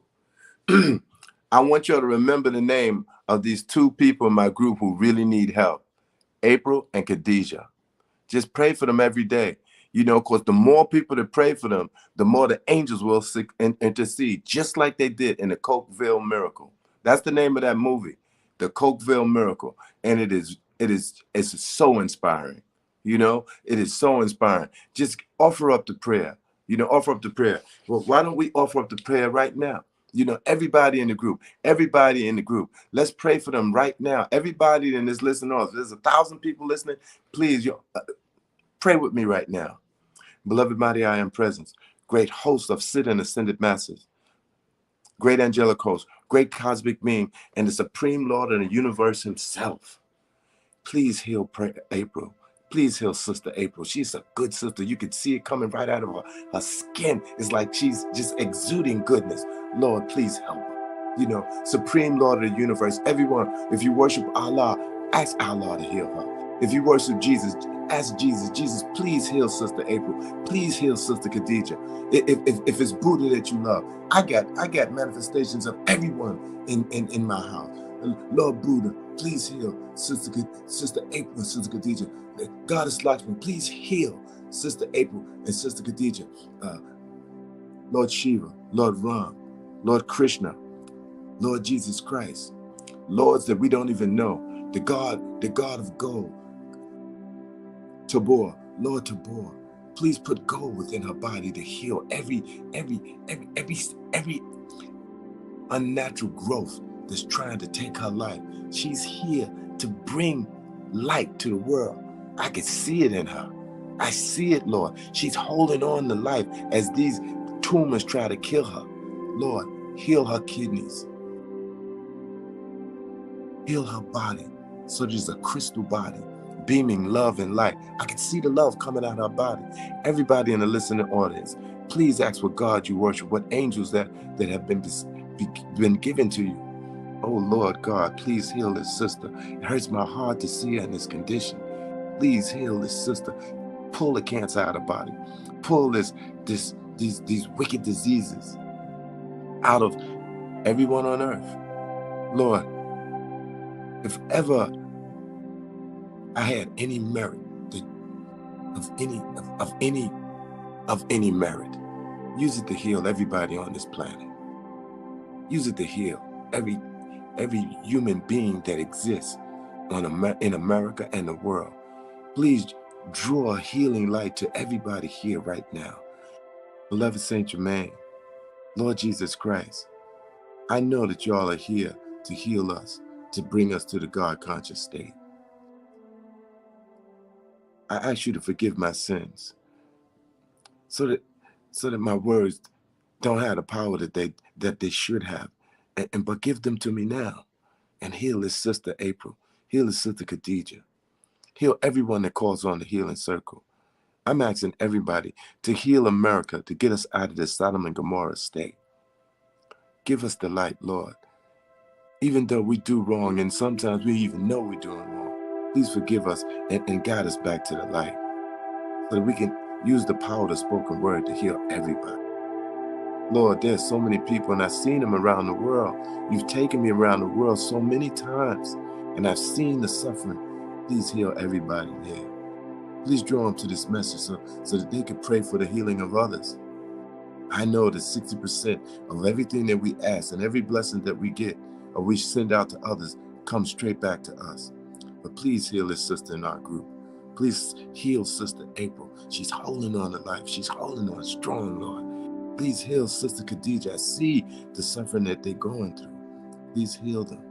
I ask this in the name of my beloved Guru Dev, the one who is God to me, Swami Muktananda Paramahansa. I ask it in the name of Bhagwan Nityananda, who is God to him. I ask it in the name of the Divine Mother, Guru Maya Chitfalasananda. I ask it in the name of Mahalakshmi. I ask it in your name, beloved Saint Germain, Lord Jesus Christ, the great divine director, and all your brothers. I ask it in the name of all the ascended masters in the great central sun. Please send your light today. Please send it today to heal these sisters. Don't take them. Please don't take them away from us. Heal them today. Almighty I am. Almighty I am. Almighty I am.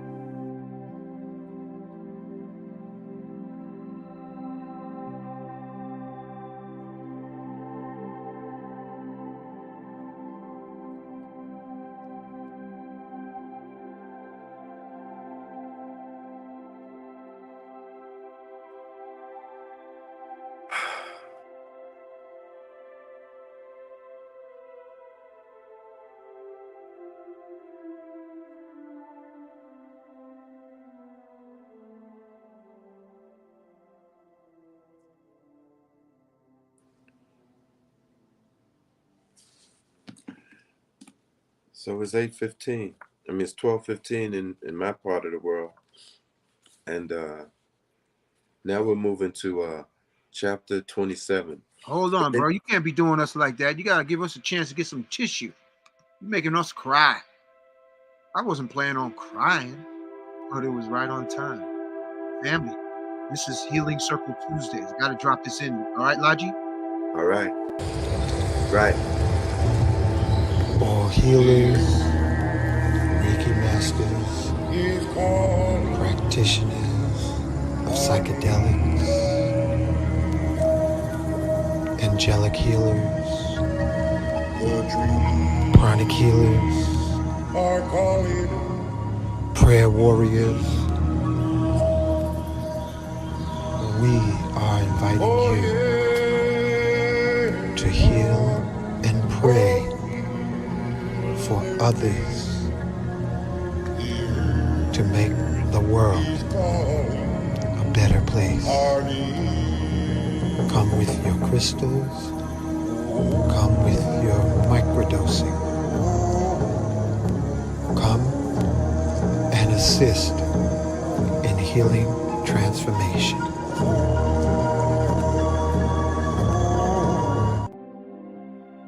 It is the highest form of the law. You could call it magic, you could call it sorcery, you could call it whatever you want, but it is the song that you sing to your Trinity, to your God self, and it has to answer that chant. It has to answer it. It has to. So these are the things we're doing in the morning on the Zoom, and everybody is welcome. Of course, it's all free, right? So we're doing prayers, powerful prayers. Each of these prayers relate directly to all the chakras in your body, from the Muladhara to the crown chakra, which is called the Sahasrara. It's related to everyone, right? Then we're doing the decrees, which are also related to every chakra in your body and more, right? We're doing protective decrees. A sister called me and said that she had demons entering into her life, creating havoc. And I told her to call back. She never called back. Hankh, she called you, and you told her to call me, and she never called back. The Guru Gita chanted on a black wool cough facing south will dispel all of that. We got protective decrees called kavachas. Kavachas are like armor. That's what they are. And they protect you from the outside satanic forces that we're swimming in right now. We're not even on the surface swimming. We're down deep, drowning. And it's only God keeping us alive. We need to pray for America. The techniques that we are doing in the morning on that Zoom link is the same things that are in the retreats of the gurus and the ascended masters. All you got to do is come. And it's you who will straighten out your life. It is you who will bring yourself in the light. And it's you who will see yourself change. If you put out the effort, you will change. I've been thinking about the criticism, condemnation, judgment I do, especially watching TV, but then even throughout the day. I've been doing this for a long time, y'all. I feel like this. I got to get down with the get down a whole lot better than I've been getting down. You know, I got to really watch myself. I got to really dig myself. I've been doing this work since 1976. And I'm saying to myself, you know what, Home Slice? You're one thing. God is looking at you and saying, you know what? You need to improve yourself. You need to improve yourself. You need to do more. And you know what I started doing, y'all? I said, look, God, I need more physical health. I need more mental health. I need more development, character help. I'm doing a fast. I'm doing a 40 to 90 day fast for that help. I'm giving up not only sex, but food. I'm not going to give up the liquids because then, you know, the body will wither away. I'm sacrificing. I'm doing what we call an austerity. Yeah, well, don't give up the comedy, brother. Don't give up the comedy? Nah, man. You can't give up the comedy. Because, you know, family, it's good to be responsible. I don't know if y'all remember Wally famous Amos Cookies back in the day. Yeah. He used to say, and I'm paraphrasing, life's too short to be too serious. He said, be responsible, but don't be too serious.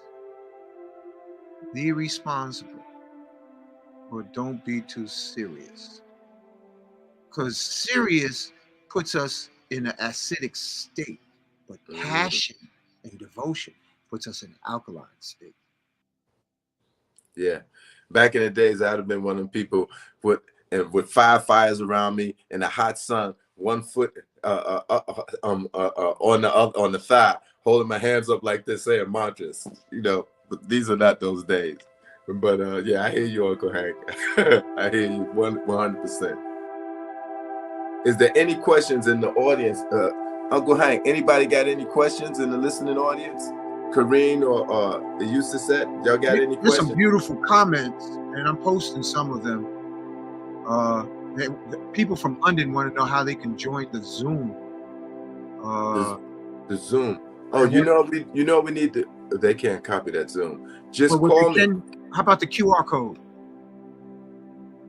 They get the Zoom link from the QR code. You can get the Zoom from the QR code. If you don't have the technology to get like that, because if somebody was to show me a QR code, I wouldn't know what to do.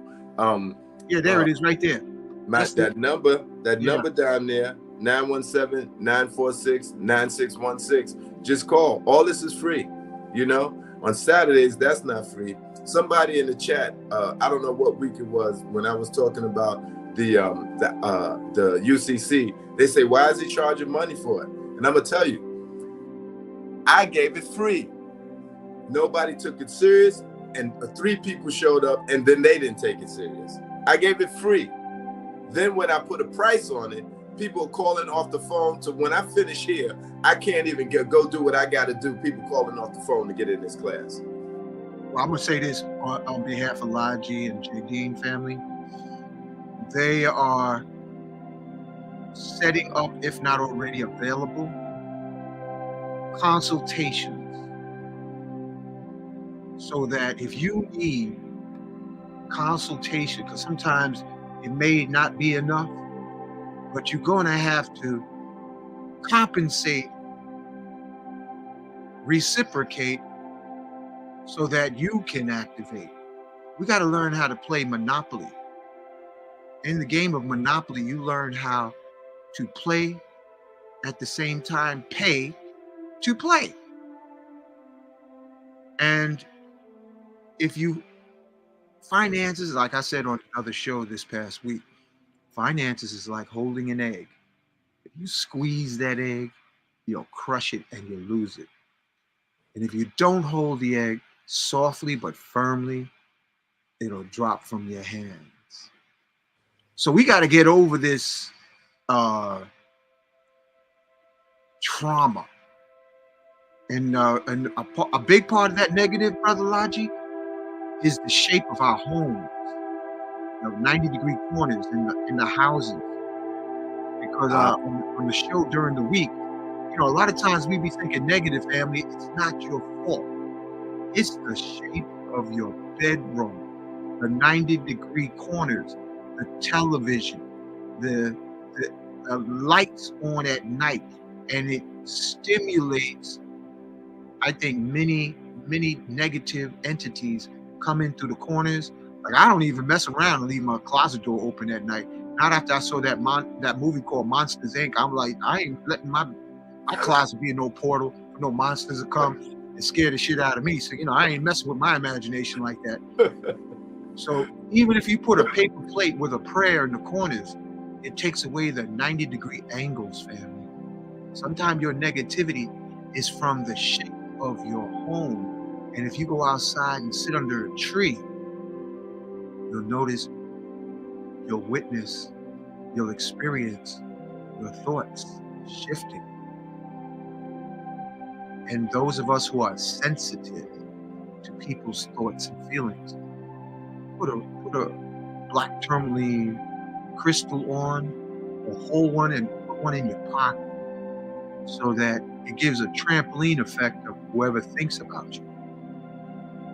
Because some of us are sensitive to people's thoughts and feelings, because the square shape of our homes make us acoustical, mental, emotional assassins, that the bullet of the misspoken word can't be traced until it smacks you back in your face.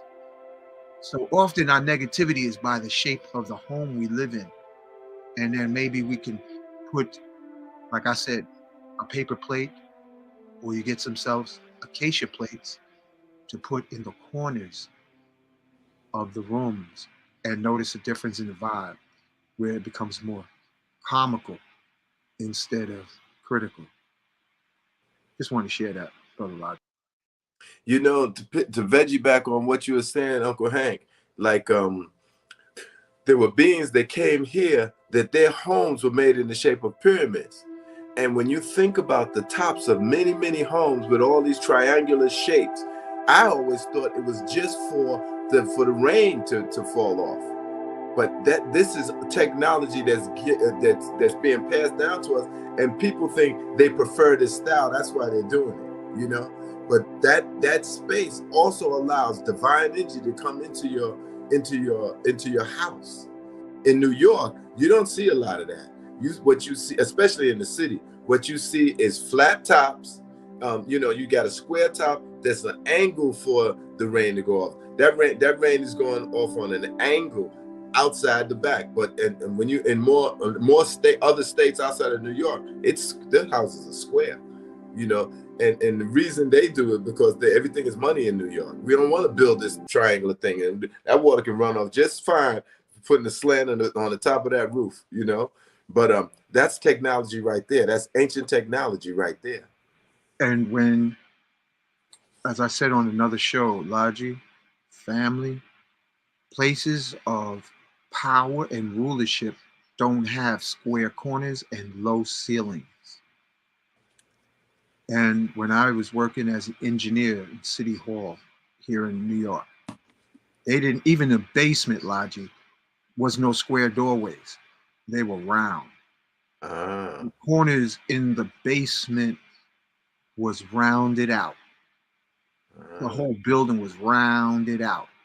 So a lot of negativity is generated by the square shape of your apartment. And God forbid if you living in the projects, it's intentionally designed to keep you suppressed and focused on self-hate. And in the suburbs, whether intentional or unintentional, the aluminum siding on the house generates negative thoughts and feelings. Well, these people know what they're doing, so it is not accidental. It's intentional. Matter of fact, what they found out when they would come and pick up people in the secret space program, that lead paint barred them from getting into people's environments. So that's why they get all the lead out of your house, because it causes disease. It didn't cause no disease. We was using lead paint for hundreds of years. What was happening is they couldn't get in because of the lead in the glass and the lead paint on the walls. And then years and years and years of pounding more lead and more lead on top of it, they couldn't get into the houses. And that's why they got people to use this other type of paint instead of the lead paint. So they know exactly what they're doing. And that aluminum siding is carcinogenic. In fact, there's aluminum in almost everything we use. The stuff that you put under your arms, the what do you call that? That deodorant. Stink. Deodorant. To defunk. Yeah. You funk because what you're eating, and then you try to hide it with the paste, right. The underarm paste. But funk will come and rise any day.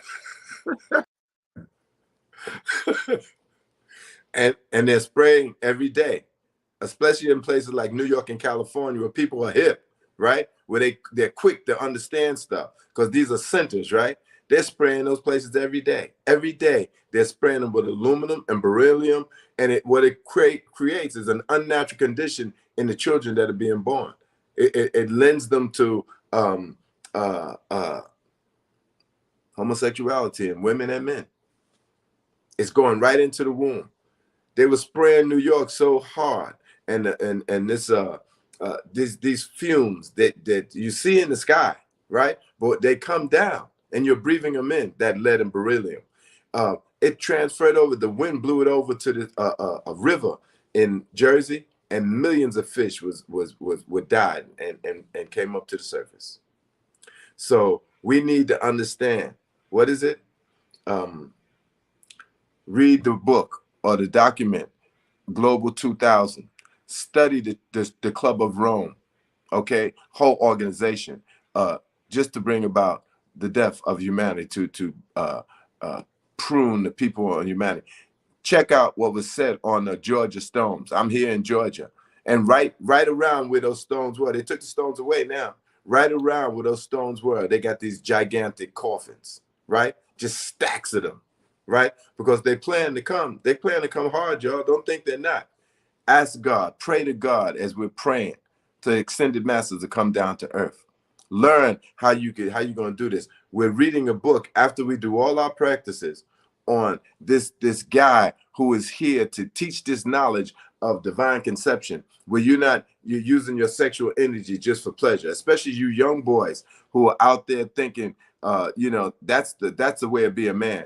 It ain't. I put a few what you call them?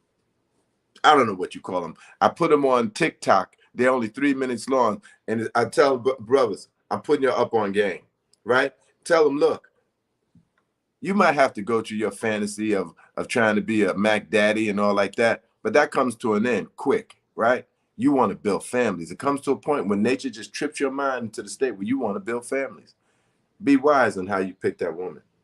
I'm talking to the men on this TikTok Zoom is what it is. That's what it's called. And but my next TikTok is going to be to the women. And y'all need to understand that this whorish kind of reality, the whores of Babylon, which is now the whores of America, it is not the way to live. To have 10, 11, 20, 30, 40, 50, 100 partners, nature did not design you to be that girl. Not even by accident, not even in a dream. There's this girl, her name is Melanie. She's an influencer on TikTok. She's upset right about now. She said there have been women who have been taking these men to court, and they went through 30 men to see if this was the child, and none of them were the child. This is a bad situation. This is a real bad situation. We got to correct the Sodom and Gomorrah in America. And y'all got to understand, this is not by accident. What they're doing, putting all these commercials of homosexuality on there, these drugs that you take this drug and you're going to die. You're either going to commit suicide or you're going to get cancer or this, that, and the other. They're telling everybody, the doctors, especially if they're making money off of these mediums, will take you down if you don't say what we say. If you don't say what we tell you to say, we're going to take you down or we're going to come after you. We'll go so far as to kill you, because our agenda is to kill off the vast majority of people on earth. Why? Because the people are going to rise up sooner or later and they're going to overthrow us, and we can't have that. The people in the Army, the Navy, the Marines, and all the military forces, they're going to use you to come after your own brothers and sisters, mother, father, and even children. Everybody got to wake up right about now. America is supposed to be the place where every human being here becomes Christ-like. And after this program that we got for free, we're reading a chapter each day from Sunday. After this program, we're going to be doing it on the Zoom. From Sunday to Friday. Saturdays, we're doing the UCC. On how you do that. This is a science. There's a science of how Jesus got born. That wasn't an accident. That wasn't some happenstance phenomena, from God. Jehovah wasn't Jesus's father. I'm gonna tell you that. I'm gonna let it out, y'all. Was not. That apple did not fall from that tree, right? Jesus wouldn't have drowned out a whole planet. And Jesus ain't jealous, vengeful, none of that. Okay. That sounds more like Satan to me. So, word to the wise, y'all. If godlike beings are going to come back to the earth, if messiahs are going to come back to the earth, they know that it's going to happen in America, and it's going to happen among the indigenous people of America, Black, Native Americans. All right? They know that. And they are willing to kill every American in America so that they could stop that, just like they did in Bethlehem when they was trying to get Jesus then. Only thing this time is not going to be one Messiah. It's going to be thousands. So how could they come? They come through a portal of light, y'all. And the portal of light is not even somebody that want to have children. It's not going out to dinner late at night, like 8 o'clock, you're going out to dinner. You have some steak, in other words, dead animals with their blood. And and then some wine or liquor, and then you go home 12 o'clock at night and you lay to have that children. That's about as high as it gets in a situation in America and the world for the most part now. And for those who even want to have sex to have to bring about a child, it doesn't work like that. That is not the light that these divine beings are coming in on. Now, after this class, we read a chapter of this book to bring in. How do you bring in a godlike being? Some of y'all must want to bring down a better children than y'all got. You know, I mean, look at who they are. They feel like whatever you give them, you deserve to give them. They was born in your family, and that you supposed to feed, house, clothes, and them, not realizing how many parents around the world, especially in America, just abandon their kids. Hey, y'all, if it's going to change, if the situation in America is going to change from Sodom and Gomorrah to America, the land of the free, not only do we got to take back the country, but what is the country? The country is the people that live in it. It's not the trees, only the trees and the borders that the water designates. Because that's what America done took over our land, Native American land. They done made so many $5 Indians and that's what they show on TV. These light-skinned Indians, you know. But that wasn't what the people look like here, just like it wasn't like in Australia, like in India, like in the rest of the world. Right? Check it, y'all. If we don't bring these divine beings down in our own families through the science of divine conception, they can't get here. They can't get here. And then the satanic forces, the sinister forces would have won. Who owns the media right now? They do. Where's the least little bit of freedom that the media has afforded us? YouTube. And you don't say what they like, they cut you off. They stop you. As I'm not really making any money, you know, they could just stop our medium like they did to. I believe that Andrew, what's his brother name? Kevin Samuels. They took him out. Kevin Samuels, Andrew Tate. They speaking and saying men have to man up. That's right. You ain't got to co-sign the madness. That's right. Be a man. Now they got us thinking that if we have more than one wife, we're cheating. Why are we cheating? So everybody in the Bible is cheating?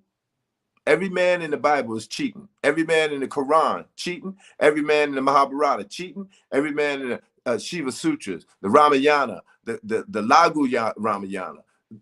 So all of them people are cheating. So all of them was right back in them days. And believe me, they only had sex to have a child. They didn't have sex like we doing it now, like pimps. Matter of fact, even pimps don't be having sex like the average guy. Some whores are not having, and I mean legitimate prostitutes, clean, call girls are not having as much sex as the average woman because they don't want to. They want to have a certain clientele, and they are classy, more classy than the whores of America. You know, I realize now that this term, the whores of Babylon, didn't mean that they had a lot of whores in it. It was the average woman was a hoe. This is sad. You know, my thing is like, you know, y'all can't come after me. Y'all can't get me. Because if y'all could have got me, y'all would have got me long ago. They let me know, we're going to kill you. And I'm letting them know, no, you're not. I'm going to do the work of God till God says I'm not going to do that work. And y'all ain't going to be able to do nothing to me. I'm going to tell on you. You're trying to kill off the people. We got to bring down divine beings as our children, y'all. It's a 3-generational process. So that means if you start it now, you're going to see it in your grandson. You'll probably see it in your daughter or your sons. But if we don't bring in divine conception, they've won. Right now, they got us in such a moronic state that they're guiding humanity into this hellish condition. Back in the ancient times, and we're over, and so I'm going to stop in a minute. But back in the ancient times, when a king wanted to take over another government, He would send spies into that government to see the condition of the women. If the women were chaste, strong, loyal to their husbands, they stay out of that place. Don't even try it. Don't even try it. Because the men that would be going to war would be powerful men. When the women were faithful, loyal, and devoted to their family, and they were what do you call it? Patriotic to their country. They said, stay away from there. Let's go somewhere else. There's plenty of other places to conquer where the women have been captured by the satanic forces, like they are completely captured here. What does cheating mean? A man having sex and trying to build a family with more than one woman? Now, if he's just going out there touchy-feely trying to get with all kinds of women, then teach him. It's the women that's been misguiding the younger women coming up, telling them to use their man and stuff like that. Who taught Jada Pinkett? Who taught her that that's how she could do, that's what she could do? What was Will Simmons' mother teaching him? Because he said his father wasn't around. What was he teaching him? He said that his father beat up on his mother. What was his mother doing? Was he just a brute? Maybe he should have learned what his father was doing, because he could have sure brought that lesson to Jada to put her in deep check. He should have cut her off from the very beginning. Talking about a guy that didn't want her, that she loved him and she don't love Will, she loved a dead man who didn't want her in the first place, who said to her, we're just friends, we got a plan. Look, y'all, situation is so bad here in America. If we don't check it now, we'd be dead. I remember back in the days when Dutch Schultz was trying to take over all of Harlem, there was only one guy that told all the other hustlers in Harlem, look, y'all bust it. I'll give y'all protection. I got a crew. I got a big crew. I can stop this dude. They didn't do it.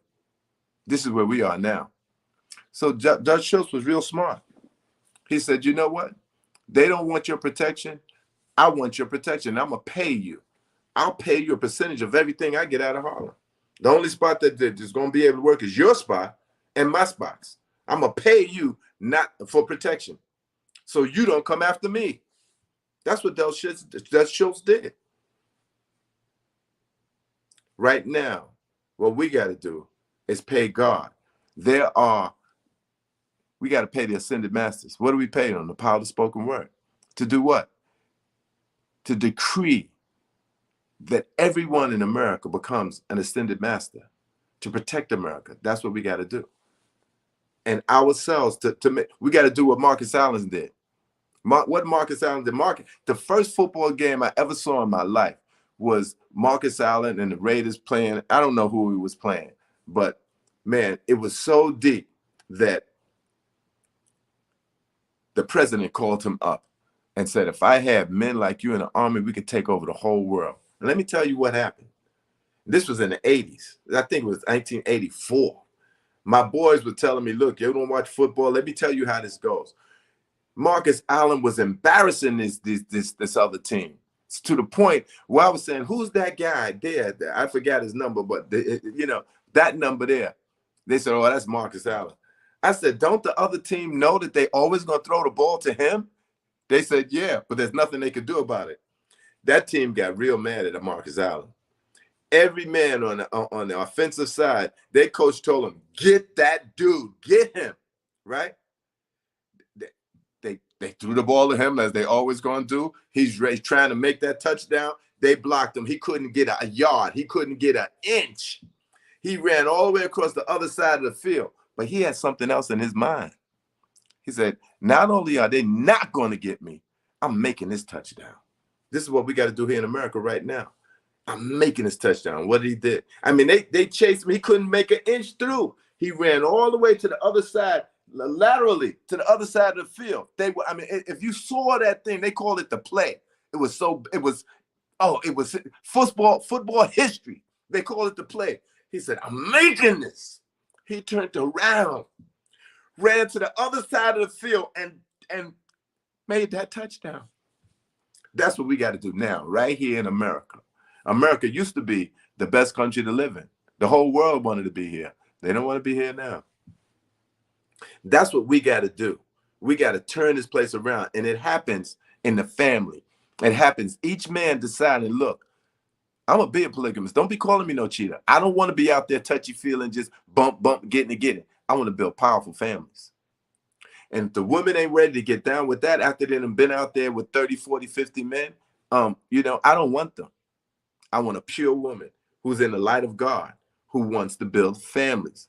And a man going out having another woman that he's going to build more families in, that's okay. Check it out. Look what's happening in the Middle East. They got many children, big families. Look what's happening in Africa. They're pure. They ain't hoeing and pimping. This is what we got to do. We got to take this thing to a whole nother level. I got to step in on this one, brother. We have multi-generational post-slave trauma. The ones that I have, some, not all, there's no absolutes out here. But from my personal experience in talking to women who be out there, they were groomed. Some of them were groomed by their biological father. To do what? To be a hoe. All right? So we are innocent kids. We are big old kids. We are children in grown bodies. And, you know, we got trauma that comes from a mama, a daddy, and it goes all the way back. You know, a large percentage of so-called gay men was raped by cousins and uncles. I mean, even the famous actress from back in the day, it wasn't, she was real pretty. She ended up marrying a white man. You talking about Dorothy Dandridge? Dorothy Dandridge was first raped by a dyke. Uh-huh. The first Catwoman.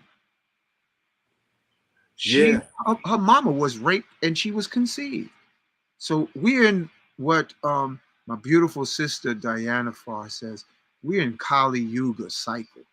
Yeah. The worst of humanity has to be born. And the government and the misdirection of the civil rights era made it a cultural norm in the hood for single parent households to create a gravy train to the prison industrial complex. Yeah. Because boys need dads. But the feminist movement that white women would get the sisters all riled up, and then the white women would go home to their husbands and their children, and the sisters went for the hokey doke and thought, yeah, I can't count how many times I've heard women say, I could raise that child by myself. And the frequency of the Kali Yuga cycle. We got a lot of purple baths to be imagining, purple rays to wash our spirits clean, because we got multi-generational trauma.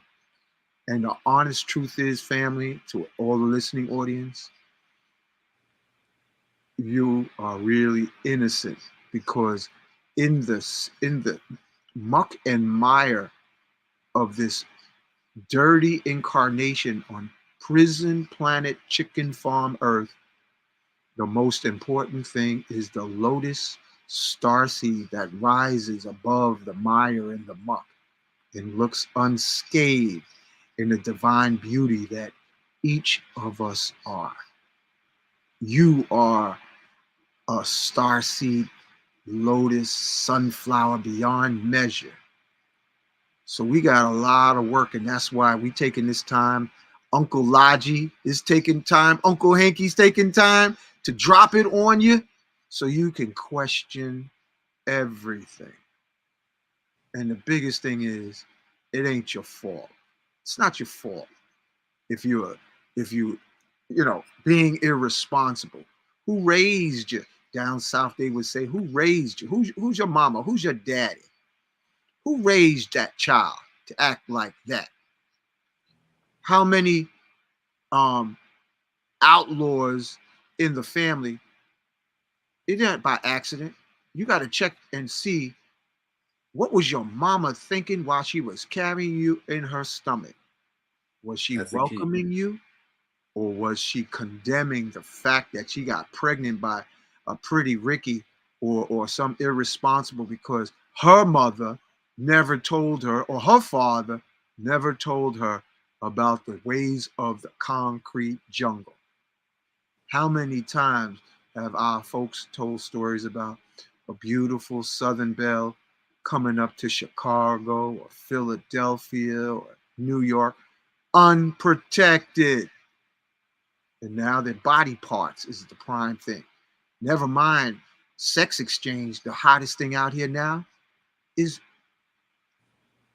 kidnapping young, beautiful men, women, and selling off their body parts, never to be found again. Yeah. We in that dark cycle of Kali Yuga.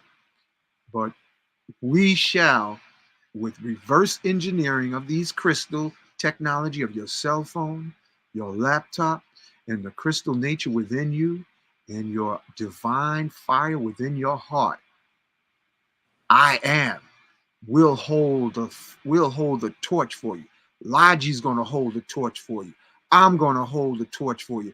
We gonna hold the torch for you. And thank you for everyone who's holding the torch to make hope and crystal manifestation popping like popcorn.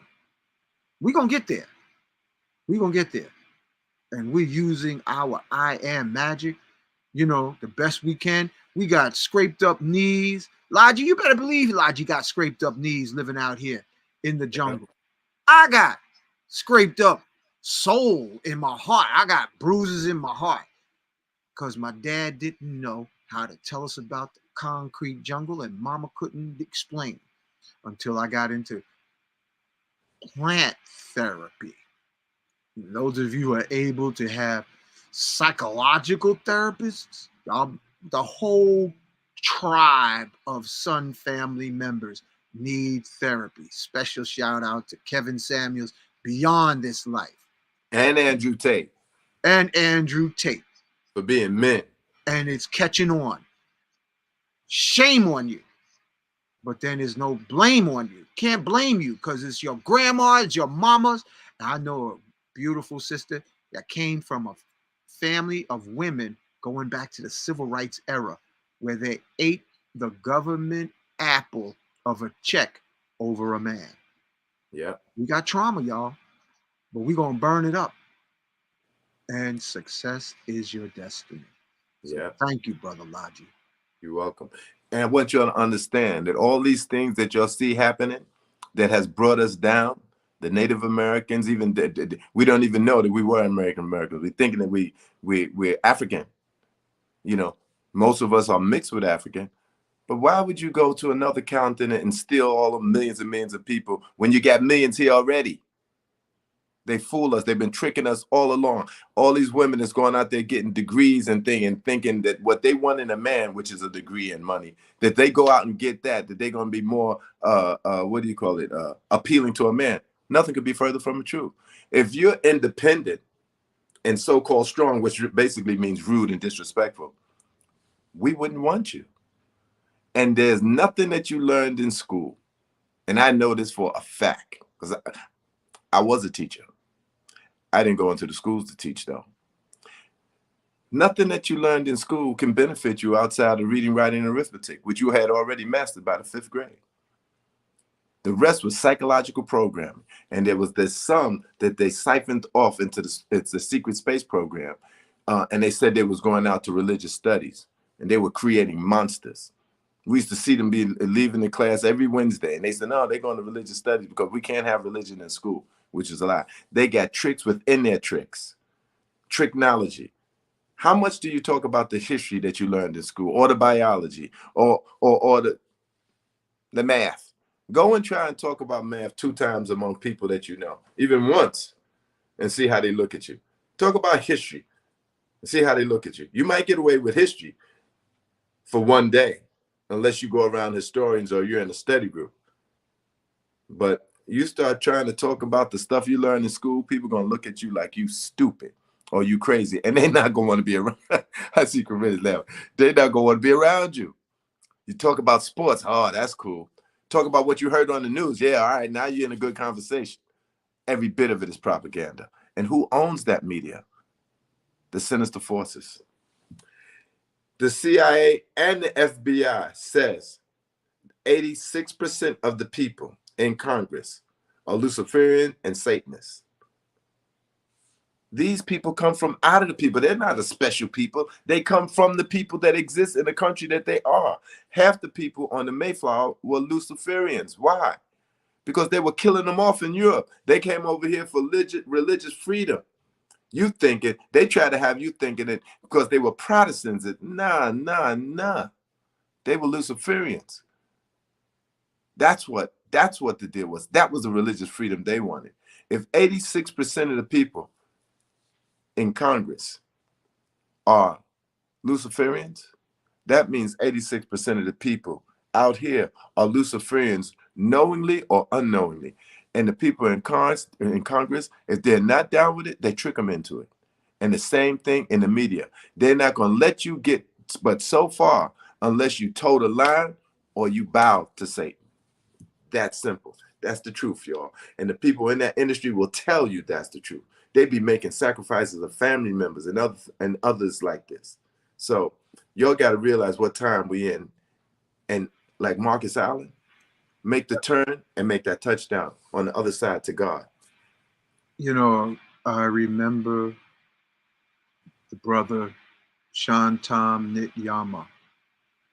He said, I think it was at the National Black Theater, that when he was sending touchless energy to some of his clients that were so-called gay, and when they went into full body orgasm, their original blueprint was restored. And he said that some of them would stop coming to see him for therapy because they found themselves once again naturally attracted to women. So with the trauma that happens in this life, brothers and sisters, you are more than your bodies. We are more than our memories. We are God's seed of unimaginable power, knowledge, and more. So who you are today is not your ultimate destiny. And when we crystallize our spirit light through I am affirmations and chants, we become a subatomic, nuclear activated avatars that radiate thoughts that heal the world. As Lester Loving says, high frequency has dominion over low frequency. So when you forgive yourself, because all of us are heartbroken, wounded souls. So we have to forgive ourselves in the truest reality on the subatomic particles within our DNA.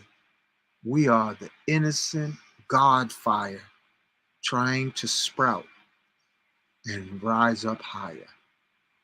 I salute you, brothers. I salute you, sisters. And I thank you, Lalji, for even stoking the fires of critical thinking. As Professor Leonard Jeffries says, free the paralysis by critical analysis. There is no external God. You are the divine beings. If you're going to get busy, pray on everything. Like you pray over your food. God is good. God is great. Let us thank him for our food. Amen.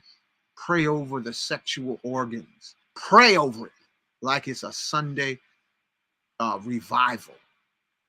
That's real Tantra. Pray. Pray over everything.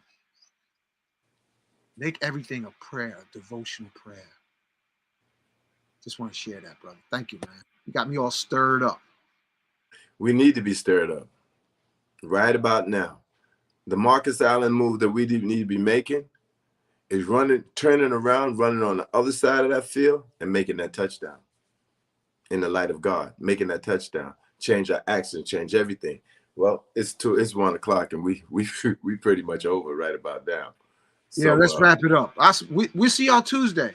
Bring your crystals, bring your Yeah. microdoses, bring your thank you again, Corinne. Thank you for those who trying to Lalji. We got folks that was trying to figure out how to push the buttons on their phone. They were lined up, man. But they couldn't figure out how to work the phone, man.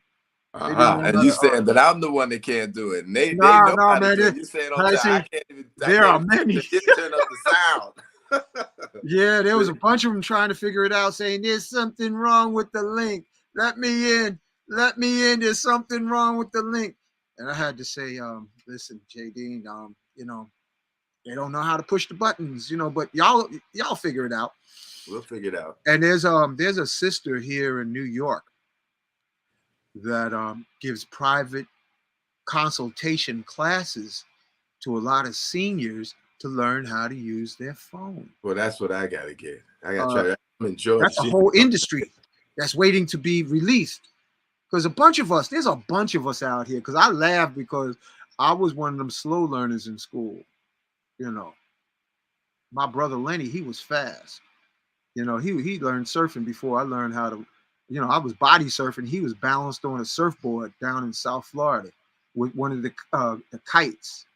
With the surfboard with the kite. He had a keen sense of balance. That's just how the genetics ran through him. But some of us are slow learners. We gotta pace ourselves. And most of the time, the slow learners are the athletes. Because my name was also Lenny Mills, he sent me back to you. Now you got your brother back. Yeah, that's it. Yeah. Yeah, for real. So, we got to be gentle to ourselves, family. We got to be gentle to each other. We came on the best train smoking into this incarnation. Even if the station ain't been swept or it was a rough train ride into this life, don't carry the emotions of the rough train ride because you're on a mission. The most important dates is your birthday and the day you realize what you was born to do. Like Mission Impossible. Invoke I am, and success is our destiny. So thank you again, Brother Lalji. Thank you, Corinne. Thank you, the listening audience. We're going to see y'all, hopefully, Tuesday. Be God bless. Have comedy every day and every week. You ready to close it out, Lalji? Yeah. Yeah, all right. We'll catch y'all later. All right.